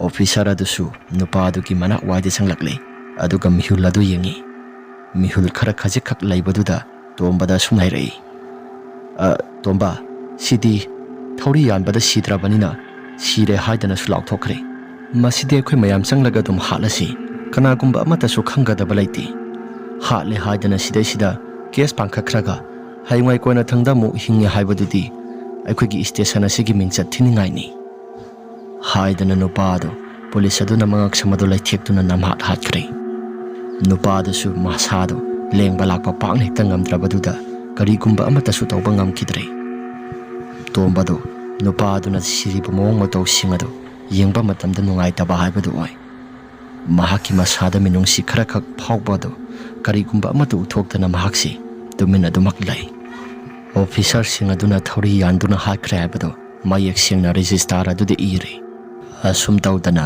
ꯇꯣꯝꯕ ꯃꯍꯥꯛꯀꯤ ꯃꯁꯥꯗꯣ ꯀꯔꯤꯒꯨꯝꯕ ꯑꯃ ꯏꯇꯧ ꯇꯧꯔꯛꯂꯤ꯫ ꯅꯍꯥꯟ ꯃꯈꯩꯒ ꯃꯥꯟꯅꯗꯕ ꯃꯑꯣꯡꯗ ꯉꯁꯤꯒꯤ ꯅꯨꯃꯤꯠꯁꯤꯃꯗꯤ ꯍꯥꯠꯄꯗꯨꯗ ꯃꯍꯥꯛꯀꯤ ꯃꯁꯥꯗ ꯅꯨꯡꯉꯥꯏꯇꯕꯁꯨ ꯐꯥꯎꯏ꯫ ꯃꯍꯥꯛꯀꯤ ꯗ꯭ꯌꯨꯇꯤ ꯑꯗꯨ ꯂꯣꯏꯔꯕ ꯃꯇꯨꯡꯗ ꯃꯍꯥꯛꯀꯤ ꯔꯨꯝ ꯇꯝꯅ ꯃꯁꯥꯗ ꯏꯃꯪ ꯃꯪꯗꯨꯅ ꯂꯥꯛꯂꯤ꯫ ꯑꯁꯨꯝꯅ ꯂꯥꯛꯂꯕ ꯀꯥꯟ ꯗ꯭ꯌꯨꯇꯤ ꯇꯧꯒꯗꯕ ꯃꯊꯪꯒꯤ ꯗꯤꯂꯤꯞ ꯑꯃꯗꯤ ꯕꯤꯀꯤ ꯃꯕꯥꯅꯤꯁꯨ ꯉꯥꯏꯗꯨꯅ ꯂꯩꯔꯝꯃꯤ꯫ ꯃꯈꯣꯏꯅ ꯃꯊꯪꯒꯤ ꯅꯨꯃꯤꯠ ꯅꯤꯅꯤ ꯍꯨꯝꯅꯤ ꯀꯥꯟꯅꯔꯒ ꯑꯃꯁꯨ ꯍꯥꯠꯀꯗꯕꯅꯤ꯫ ꯇꯣꯝꯕꯒꯤ ꯃꯍꯥꯛꯀꯤ ꯂꯥꯛꯂꯤꯕ ꯃꯑꯣꯡ ꯃꯇꯧꯁꯤꯡ ꯑꯗꯨꯗ ꯕꯤꯀꯤꯅ ꯍꯪꯂꯛꯏ, "ꯀꯥ ꯇꯣꯝꯕ, ꯅꯁꯥꯗꯣ ꯀꯩꯗꯧꯔꯒꯦ?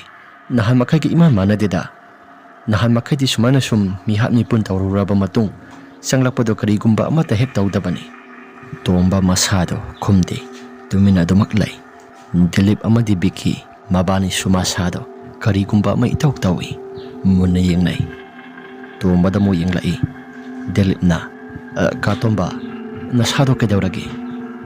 ꯍꯟꯗꯛꯃꯨꯛꯇꯤ ꯇꯣꯝꯕꯗꯣ ꯃꯁꯥꯗꯣ ꯊꯛ ꯊꯛ ꯅꯤꯛꯄ ꯃꯈꯩ ꯃꯁꯥꯗꯣ ꯈꯨꯝꯂꯛꯏ, "ꯑꯩ ꯃꯁꯤꯒꯤ ꯃꯐꯝ ꯖꯒꯥ ꯑꯁꯤꯗ ꯑꯩ ꯊꯕꯛ ꯇꯧꯕꯁꯤ ꯇꯁꯦꯡꯅ ꯄꯥꯝꯂꯛꯇ꯭ꯔꯦ꯫ ꯇꯣꯛꯂꯁꯤꯔꯥ ꯍꯥꯏꯗꯅ ꯑꯩꯁꯨ ꯋꯥꯈꯜꯗ ꯈꯟꯕ ꯍꯧꯔꯛꯂꯦ"꯫ ꯅꯍꯥꯟ ꯃꯈꯩꯗꯤ ꯃꯗꯨꯒꯤ ꯋꯥꯐꯝꯁꯤꯡ ꯑꯗꯨ ꯑꯃꯠꯇ ꯄꯟꯗꯕꯗꯨꯗ ꯗꯤꯂꯤꯞꯅ ꯑꯁꯨꯝꯅ ꯍꯪꯂꯛꯏ, "ꯀꯥ ꯇꯣꯝꯕ, ꯉꯁꯤ ꯀꯔꯤ ꯀꯔꯤ ꯊꯣꯛꯈꯤꯕ ꯂꯩꯕꯒꯦ?" ꯇꯣꯝꯕꯁꯨ ꯉꯁꯥꯏ ꯊꯣꯛꯈꯤꯕ ꯊꯧꯗꯣꯛꯁꯤꯡ ꯑꯗꯨ ꯂꯣꯏꯅ ꯍꯦꯛꯇ ꯄꯜꯂꯤ꯫ ꯃꯗꯨ ꯎꯕꯗ ꯃꯕꯥꯅꯤꯗꯨꯁꯨ ꯃꯁꯥꯗꯣ ꯀꯔꯤꯒꯨꯝꯕ ꯈꯔꯗꯤ ꯐꯥꯎꯏ꯫ ꯇꯣꯝꯕꯗꯤ ꯃꯁꯥꯗꯣ ꯉꯁꯥꯏ ꯇꯧꯈꯤꯕ ꯄꯨꯝꯅꯃꯛꯁꯤꯡ ꯑꯗꯨꯅ ꯃꯔꯝ ꯑꯣꯏꯗꯨꯅ ꯃꯍꯥꯛꯀꯤ ꯃꯁꯥꯗꯣ ꯀꯌꯥ ꯍꯩꯅꯤꯡꯕ ꯐꯥꯎꯗ꯭ꯔꯕꯅꯤ꯫ "ꯑꯩ ꯆꯍꯤꯁꯤꯃꯗꯤ ꯑꯩꯁꯨ ꯋꯥꯔꯁꯨ ꯋꯥꯅ ꯊꯕꯛ ꯑꯁꯤ ꯇꯧꯔꯒ ꯃꯈꯥ ꯇꯥꯕ ꯑꯁꯤꯗꯤ ꯑꯩ ꯇꯣꯛꯂꯒꯦ ꯍꯥꯏꯗꯅ ꯈꯜꯂꯤ꯫ ꯑꯗꯨꯕꯨ ꯇꯧꯔꯤꯕ ꯁꯤꯟꯐꯝ ꯑꯁꯤ ꯑꯩꯅ ꯃꯈꯥ ꯁꯥꯡꯊꯅ ꯑꯃꯨꯛꯁꯨ ꯇꯧꯕ ꯄꯥꯝꯃꯤ꯫ ꯏꯃꯨꯡ ꯃꯅꯨꯡꯒꯤ ꯄꯩꯁꯥ ꯅꯨꯡꯁꯥꯁꯨ ꯈꯔ ꯋꯥꯠꯂꯤꯕꯅꯤ, ꯃꯤꯒꯤ ꯁꯤꯡꯒꯗꯕ"꯫ ꯇꯣꯝꯕꯒꯤ ꯋꯥꯐꯝ ꯑꯗꯨꯗ ꯑꯅꯤꯗꯣ ꯋꯥ ꯑꯃꯇ ꯉꯥꯡꯂꯛꯇꯦ꯫ ꯑꯁꯨꯝ ꯇꯧꯗꯅ ꯅꯨꯃꯤꯗꯥꯡꯒꯤ ꯃꯇꯝ ꯌꯧꯁꯤꯜꯂꯛꯂꯤ꯫ ꯅꯨꯃꯤꯗꯥꯡꯒꯤ ꯃꯇꯝ ꯑꯗꯨꯗ ꯇꯣꯝꯕ ꯃꯍꯥꯛꯀꯤ ꯃꯁꯥꯗꯣ ꯇꯨꯝꯊꯕ ꯀꯌꯥ ꯊꯣꯏꯅ ꯌꯥꯕ ꯑꯣꯏꯗꯦ꯫ ꯕꯤꯀꯤ ꯑꯃꯗꯤ ꯗꯤꯂꯤꯞ ꯃꯕꯥꯅꯤꯗꯤ ꯃꯁꯥꯗꯣ ꯇꯨꯝꯊꯕ ꯌꯥꯔꯕ ꯃꯥꯜꯂꯤ꯫ ꯅꯨꯡꯉꯥꯏꯅ ꯏꯁꯤ ꯁꯤꯕ ꯃꯈꯩ ꯇꯨꯝꯊꯈ꯭ꯔꯦ꯫ ꯅꯨꯃꯤꯠ ꯑꯗꯣ ꯅꯣꯡꯁꯨ ꯈꯔ ꯇꯥꯏ꯫ ꯅꯣꯡꯁꯨ ꯈꯔ ꯈꯔ ꯆꯨꯔꯛꯄꯗꯨꯗ ꯏꯪꯅꯒ ꯏꯪꯕꯅꯤ, ꯑꯃꯨꯛꯀ ꯍꯦꯟꯅ ꯏꯪꯂꯤ꯫ ꯇꯣꯝꯕ ꯃꯁꯥꯗꯤ ꯐꯩꯖꯨꯞ ꯐꯤ ꯑꯗꯨ ꯁꯨꯞꯆꯤꯟꯗꯨꯅ ꯑꯗꯨꯃꯛ ꯇꯨꯝꯃꯤ꯫ ꯑꯗꯨꯝꯅ ꯎꯏꯔꯨꯝ ꯁꯥꯔꯨꯝ ꯇꯧꯕ ꯍꯧꯔꯛꯂꯕ ꯀꯥꯟ ꯃꯩ ꯑꯁꯤꯁꯨ ꯐꯨꯠ ꯂꯥꯎꯅ ꯍꯦꯛꯇ ꯃꯨꯠꯈ꯭ꯔꯦ꯫ ꯄꯨꯝꯃꯝ ꯍꯦꯛꯇ ꯃꯝꯃꯤ꯫ ꯇꯣꯝꯕ ꯃꯍꯥꯛꯀꯤ ꯐꯣꯟꯒꯤ ꯃꯩ ꯃꯁꯥꯗꯣ ꯊꯥꯟꯗꯨꯅ ꯇꯨꯝꯒꯦ ꯍꯥꯏꯗꯅ ꯋꯥꯈꯜꯗ ꯈꯜꯂꯛꯂꯤ꯫ ꯑꯁꯨꯝ ꯇꯧꯗꯅ ꯈꯔ ꯈꯔ ꯇꯨꯝꯊꯕ ꯍꯧꯔꯛꯂꯕ ꯀꯥꯟ ꯃꯗꯨꯒꯤ ꯃꯇꯝ ꯑꯗꯨꯗ ꯃꯈꯥ ꯊꯪꯕ ꯁꯔꯨꯛꯇ ꯂꯩꯔꯤꯕ ꯃꯍꯥꯛꯀꯤ ꯀꯥꯡꯊꯣꯜꯒꯤ ꯃꯈꯥ ꯊꯪꯕ ꯁꯔꯨꯛꯇ ꯂꯩꯔꯤꯕ ꯀꯥꯡꯈ ꯃꯈꯥꯗꯨꯗ ꯀꯅꯥꯒꯨꯝꯕ ꯑꯃꯅ ꯈꯣꯔꯣ ꯈꯣꯔꯣ ꯂꯥꯎꯅ ꯈꯣꯠꯄꯒꯤ ꯃꯈꯣꯜ ꯑꯃ ꯇꯥꯔꯛꯂꯤ꯫ ꯑꯗꯨꯝꯅ ꯒꯣꯔꯣ ꯒꯣꯔꯣ ꯂꯥꯎꯅ ꯈꯣꯠꯂꯛꯄꯒꯤ ꯃꯈꯣꯜ ꯑꯗꯨꯗ ꯇꯣꯝꯕ ꯃꯍꯥꯛꯀꯤ ꯃꯁꯥꯗꯣ ꯀꯔꯤꯒꯨꯝꯕ ꯑꯃ ꯐꯥꯎꯕ ꯍꯧꯔꯛꯂꯤ꯫ ꯃꯈꯥ ꯊꯪꯕ ꯁꯔꯨꯛ ꯑꯁꯤꯗ ꯒꯣꯔꯣ ꯒꯣꯔꯣ ꯂꯥꯎꯅ ꯈꯣꯠꯂꯤꯕꯁꯤꯅ ꯀꯅꯥꯅꯣ? usiga lairabrane usi su amata laytabanida ai bong haktangdi yengsira asumna khanduna layringai goro goro launa khotpagi makhol adusu asuma sum kangkhalai makha thangba saruk aduda tawriba pumnamak singado tomba mahaki masadasu yeningba amadi phaurakle mahaki phone gi mayado maduna kaptuna yengage haiba si wakalda khalakle makhada tawriba singasi aibo amuktang paktharaga yengbana phagadoribra hoida amuktang yengi haidana wakhalna masado khalli aduga makha thangba saruk aduda mamaido satnon tharaga yenglakpa kana aduda ngasai mahakna phangsi tawduna hatkiba nupado madu oiraga leirami mamit manado su tarau pangi aduga mamit nakan nama amana mamit ado tharak yanbagum tawribado mahak su urakle maya haha kaaduna akiba phanglaba sakta mamada maya manungdagi ising adusu joro joro launa haitharai tawriba mataw aduda mahaki masado hainadabana yadre masado lausira haiduna khalli adubu kangthol makhada leiriba misak aduna mapal tamna sentholai adumna mapan tamna senthorakpuda mahaki masado kibana yaraktre masado phamung tamna muk songkhalai adumna songkhalakpa kana aduda karigumba amata suleibu uramdre tumbana uriba mataw singadusu mahakna karino haiba amata khangde ngasai mahakna hatkiba nupado mahakna kande hinge khangna mahakna kande haiduna madu tawribra haiduna wakhalda sukhalakle asumna leiringai serak aduda musuk muna mamlaba mamlaba ka aduda phangsi tawduna hakraba miyoi sing adugi thawai sing ado ka aduda pulap yanbagum urakle tumba su tawriba mawong mataw kaya sing aduda masado kari haikadabano haifam tawpham amata khangdre mahaki phone masadugi maingal sing aduna sinba thungna u haibadi yade tawbadapu khara makhadi ui thawai sing adu musin muna thawri yanbagum tawribado mathak thangba saruk aduda uriba mayam sing ado tomba suma sadu kibana yaraktre asuna tawduna leiringai serak aduda mai adu su phut laung hekta lake mai adu lakpa kanda mahana uramliba pumnamak sing ado loin hekta mangkhre adumna mangkiba kana aduda tomba mahaki masado khara nena hekta re as hauksi ukiba mayam sing adubu ai ki wakhal nara mani wakhal na sungna nati ai tasing na ubani asumna haiduna leiringai serak aduda mai adu sumuk makhata na mutkre handa mukti mai adu sumut kiba kana aduda akiba thokdok kaya maromama mahaki masade urakadaure tomba su mahaki masado phi adu kupsinduna khangi ai ngasigi numisimadi nahan khagi iman manadi numidangi matawasi kanum itok tawi asumna haiduna leiringai serak aduda mahaki phamungi khongya thangba saruk adomda kanagumba mana mahaki phi ado tapna singbagum tawrakle phi ado tapna singlambadagi khangsing thokre adum hek singbada tombagi masado kibana yaraktre phi ado sulaibak makha takre tomba su phi ado ingna masado leibanina masado leifam chafam amata khangde aduna phi aduna tari bamai ke sumda mamai do onthoktuna makha thangba saruk aduda blanket ado lam ge haidan hek tawraklabakan mahaki ka ki kasil thangba saruk adomda musin muba makai nupa amagi mitamda tasinduna phamlibado mahak su urakle adumna uraklabakan nupa amagi khonjelda na aikhoi mayam gi thawai asibunang na hinglekta lokthokpa natra nupa aduna mami sami oina leiriba mitam aduna wado mayak sengbo sengdaboi nganglakpa aduda tomba mahaki masado leita pham amata khanglamde tomba su haipam tawpham khangdana mahak su mahaki blanket adu laukhatli aduga makok thangba maike somba plap kupsinduna adumak wana akiba pumnamak sing ado khangkhre asumna tawduna leiringai serak aduda kaagi manung thangba saruk adomda kanano murum sonduna langbagum tawi khonjel sing adu su maron mari amata lawpham khangda mahak su tumin adu makta duna lei asumna tawduna leiringai delip ki khonjel amana katomba akhoni asi phi samuktang haidu se delip ki khonjel na hairak paduda mai su laklabra haiduna khalle tomba phi ado haidoktuna yinglupa kana duda akiba phanglaba sakta mamada mahaki phamang thangba maike somda Makok maru yaudaba, makhong makhut yaudaba, aduga kanagumba amagina makhwang phawbak yaudaba, saru pola ngakta su oiba. Madugumlaba mitamsing aduda thauri thaunai na yetuna masa pumnamak adu lairami. Mahaki phone musiba aduna kapa matam aduda tomba su mayek sengna hekta ui. Tauriba pumnamak adu loina mahaksu urubaduda masa se laida pham amata khangdri. Thawai adu uribadusu nupa ngaktani. Masa pumba ihang na hang tairaba ngakta su ui. Madugi su mathakta tomba da mamit khana yengba madugumlaba kaya marum ama su ui. Tauriba pumnamak adu tomba su masado kibana yaraktri. Tanjadu da thong adu su yamna khana thilakli. Aduna thong adu hek thilakpa kana duda thawai mi adu su tomba ki masa tamna pulap sangsilai. Tomba ki masa do kibana yaraktri. Tanja sana maya si su phatlaw hekta lai. Mai lakpa duda tomba ki masa do khanglaw hekta lawi.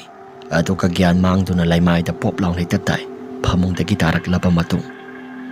Tomba na wakhal laklaba kan Biki amadi Dilipna laikan aduna lairami. Dilipna, katomba, si wakhal tarabo, si wakhal amukta taro si. Tomba sumasado wakhal tarakli. Wakhal tai haipagi wani, mahak sumamang thangba saruk adomda phangsi tawbagi lairiba stage adomda yengthok lupa kana duda, thawai mayam singado, thawri yan dana, akas mathak aduda paibagum uri. Mataw singado uruba matamda, tomba na mahaki masado. Ay am nakiri. Ay hayengdagi thabak asi ay resign tawduna toklagi. Adum na hairakpa kana duda Bikina katomba kadawragi nasado. Biki ay jail manung asida tawriba mayam sing asi ay yengbada amata ngamlagtri. Ay asuk kuina thabak si tawrakpa sida mihap mipun yamna thokri. Aduna tawriba mayam sing asi ay ngasidi isasi Koksi puba amata ngamlagtri. Thawai mi mayam aduna aingonda otpagum tawi. Hausing ngihaktangi mamangdasu sikiba thawai mayam adu laktuna aingonda otpagum tawrakpaduda aigi sasi gyan mangduna takibani. Mabani adusu wari adu taba matamda tomba su kari no khara tawre haibado mado khangle. Bikina su asum nairai. Katomba aisu nahan kari no khara ukri. Asiyam na hinadi kaigino khangdida. Hanadi kaya thoina khaludabani adubu handak marakti aisu kaya hainaraktre. Ay hayeng het nongan baga ay resign soidana tawrani. Asumna makhoi ahumna wari watai sanaduna leiringai sairak aduda phangsi tawba maike somda khariba mingselado makhoi gi kagi thongnaw gi mingselado kanagumba amagi khut maramda I mayam ama pumtai tairaba khut maram ama tarakle. Mami singado amakak hana tarami madugi makha tarakpada mathang khara taba horkle. Matawa sumna tawrakpaduda makhoi ahum asi kibana yaraktri. Mami singado hek taraklabakan madugi hek matungda phangsi tawbam lairiba maike sumda lairiba stage aduda kanagumba mioi khara pareng sangna thauri yanbagum yalibado makhoi su urakle. Mataw singaduda makhoi ahum si kibana yaraktri. Nong khaklakpa kan aduda mataw singado loin hekta ui. Makhoi gi ka asida su kari no tabada yamna hainadraba khonjal kaya morom ama tarai. Matawaduda makhoi ahum asi chechatna konseli. Asumna tawduna leiringai makhoi ki ka asidasu mioi kaya morom amana kochachatpagi makhol ama su tarakle. Makhoi ahum ado chechatna konsinaduna du makhangi. Tombana Bikida Biki nang surup kaya ropra. Katomba aidi surup thakti. Kano da hango Dilip da hango. Dilip nang di yaropra. Dilip na katomba yari ngasai makai ai bhapu oibo oirode thalaki hairaga surup adu thalai pakhat na makhet adu su ugi oibanina pang hita khelo haiba yarakti mai haw haiba yarakta baduda tombana sumna hai he khara thuna khelo ne nangbo taribo makhol mayam singasi leiba amatang ngamlaktre. Makhet adu su khelaba matung ngasai makai taramba pumnamak singado loin hekta phakri.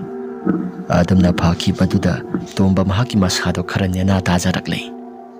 Ahingki matamdu madi makhoi ahum su surupado thakna khangle. Biki su surup thakte haibagi wani numitum madi thakningda do mak thakri. Asuna nongalaba matung ꯕꯤꯀꯤꯁꯨ ꯃꯍꯥꯛꯀꯤ ꯃꯁꯥꯗ ꯀꯔꯤꯒꯨꯝꯕ ꯑꯃ ꯇꯧꯕꯗꯨꯗ ꯃꯁꯥꯁꯤ ꯂꯥꯏ ꯈꯨꯔꯝꯂꯨꯒꯦ ꯍꯥꯏꯗꯅ ꯆꯠꯈ꯭ꯔꯦ꯫ ꯇꯣꯝꯕꯁꯨ ꯅꯨꯃꯤꯠꯇꯨꯃꯗꯤ resign ꯇꯧꯔꯒꯦ ꯍꯥꯏꯗꯅ ꯃꯍꯥꯛꯁꯨ ꯔꯤꯖꯥꯏꯟ ꯇꯧꯔꯦ꯫ ꯗꯤꯂꯤꯞꯀꯤ ꯃꯁꯥꯗꯨꯃꯗꯤ ꯀꯌꯥ ꯊꯣꯏꯅ ꯑꯀꯤꯕ ꯑꯃꯠꯇ ꯐꯥꯎꯗꯕꯗꯨꯗ ꯃꯍꯥꯛꯇꯤ ꯃꯈꯥ ꯇꯥꯅ ꯊꯕꯛ ꯑꯗꯨ ꯑꯗꯨꯝ ꯇꯧꯍꯧꯔꯦ꯫ ꯕꯤꯀꯤꯁꯨ ꯂꯥꯏ ꯈꯨꯔꯝꯂꯕ ꯃꯇꯨꯡꯗ ꯑꯃꯨꯛ ꯂꯥꯛꯇꯨꯅ ꯗꯤꯂꯤꯞꯀ ꯊꯕꯛ ꯇꯧꯃꯤꯟꯅꯍꯧꯔꯦ꯫ ꯇꯣꯝꯕꯒꯤ ꯃꯍꯨꯠꯇ ꯈꯔ ꯑꯍꯜ ꯑꯣꯏꯕ ꯑꯃꯁꯨ ꯁꯤꯜꯍꯧꯔꯦ꯫ ꯑꯁꯨꯝ ꯇꯧꯗꯅ ꯃꯈꯣꯏ ꯑꯍꯨꯝ ꯑꯗꯨꯁꯨ ꯃꯈꯥ ꯇꯥꯅ ꯊꯕꯛ ꯑꯗꯨ ꯑꯗꯨꯃꯛ ꯇꯧꯍꯧꯔꯦ꯫ ꯇꯧꯕꯇꯕꯨ ꯇꯣꯝꯕꯗꯨꯗꯤ ꯇꯧꯔꯤꯕ ꯄꯨꯝꯅꯃꯛꯁꯤꯡ ꯑꯗꯨꯅ ꯊꯕꯛ ꯑꯗꯨ ꯇꯣꯛꯂꯕ ꯃꯇꯨꯡ ꯑꯐꯪ-ꯑꯐꯪꯕ ꯊꯕꯛ ꯁꯨꯗꯨꯅ ꯃꯍꯥꯛꯀꯤ ꯅꯨꯄꯤ ꯊꯣꯏꯕꯤꯒ ꯌꯨꯝꯕꯥꯟ ꯄꯨꯟꯁꯤꯗ ꯐꯖꯅ ꯈꯣꯡꯗꯥꯃꯤꯟꯅꯗꯨꯅ ꯃꯍꯥꯛꯁꯨ ꯑꯇꯩ ꯑꯇꯩ ꯊꯕꯛ ꯌꯦꯡꯉꯨꯔꯦ꯫ ꯃꯍꯥꯛꯅ ꯊꯕꯛ ꯇꯧꯔꯤꯉꯩꯗ ꯍꯥꯠꯂꯨꯔꯤꯕ ꯃꯤꯁꯛꯁꯤꯡ ꯑꯗꯨ ꯃꯍꯥꯛꯀꯤ ꯃꯁꯥꯗ ꯀꯌꯥ ꯅꯨꯡꯉꯥꯏꯇꯕ ꯐꯥꯎꯗꯨꯅ ꯂꯥꯏꯒꯤ ꯇꯤꯟꯒꯤ ꯑꯣꯏꯕ ꯈꯔ ꯈꯨꯔꯝꯗꯨꯅ ꯇꯣꯝꯕꯁꯨ ꯃꯁꯥꯗ ꯑꯌꯦꯠ ꯑꯄꯟ ꯑꯃꯠꯇ ꯂꯩꯇꯅ ꯃꯍꯥꯛꯀꯤ ꯅꯨꯄꯤꯒ ꯃꯆꯥꯒ ꯌꯥꯝꯅ ꯅꯨꯡꯉꯥꯏꯅ ꯍꯤꯡꯕ ꯍꯥꯏꯕꯗꯨ ꯑꯣꯏꯈꯤ꯫ ꯇꯣꯝꯕꯗꯤ ꯃꯔꯥꯜ ꯑꯃꯠꯇ ꯂꯩꯖꯗꯦ꯫ ꯃꯍꯥꯛꯀꯤ ꯗ꯭ꯌꯨꯇꯤꯒꯤꯗꯃꯛꯇ ꯑꯗꯨꯝ ꯊꯕꯛ ꯑꯗꯨ ꯇꯧꯈꯤꯕꯅꯤ꯫ ꯑꯗꯨꯕꯨ ꯃꯁꯥꯗ ꯅꯨꯡꯉꯥꯏꯇꯕ ꯐꯥꯎꯗꯨꯅ ꯂꯥꯏ ꯑꯗꯨ ꯈꯨꯔꯝꯈꯤꯕꯅꯤ꯫ ꯋꯥꯔꯤ ꯑꯁꯤ ꯃꯇꯥꯡ ꯑꯁꯤꯗ ꯂꯣꯏꯁꯤꯟꯖꯔꯦ꯫ ꯀꯔꯤꯒꯨꯝꯕ ꯋꯥꯔꯤ ꯑꯁꯤ ꯅꯨꯡꯉꯥꯏꯕꯤꯔꯕꯗꯤ ꯂꯥꯏꯛ ꯑꯃꯗꯤ ꯁꯕꯁꯀ꯭ꯔꯥꯏꯕ ꯁꯤꯌꯔ ꯇꯧꯕꯤꯔꯝꯃꯨ ꯍꯥꯏꯗꯨꯅ ꯍꯥꯏꯖꯔꯤ꯫ ꯐꯔꯦ ꯃꯌꯥꯝ ꯑꯗꯨꯗꯤ ꯉꯁꯤꯒꯤꯗꯤ ꯃꯇꯥꯡ ꯑꯁꯤꯗ ꯂꯣꯏꯁꯤꯟꯖꯔꯒꯦ꯫ ꯃꯊꯪꯒꯤ ꯋꯥꯔꯤꯗ ꯑꯃꯨꯛ ꯍꯟꯅ ꯊꯦꯡꯅꯔꯁꯤ꯫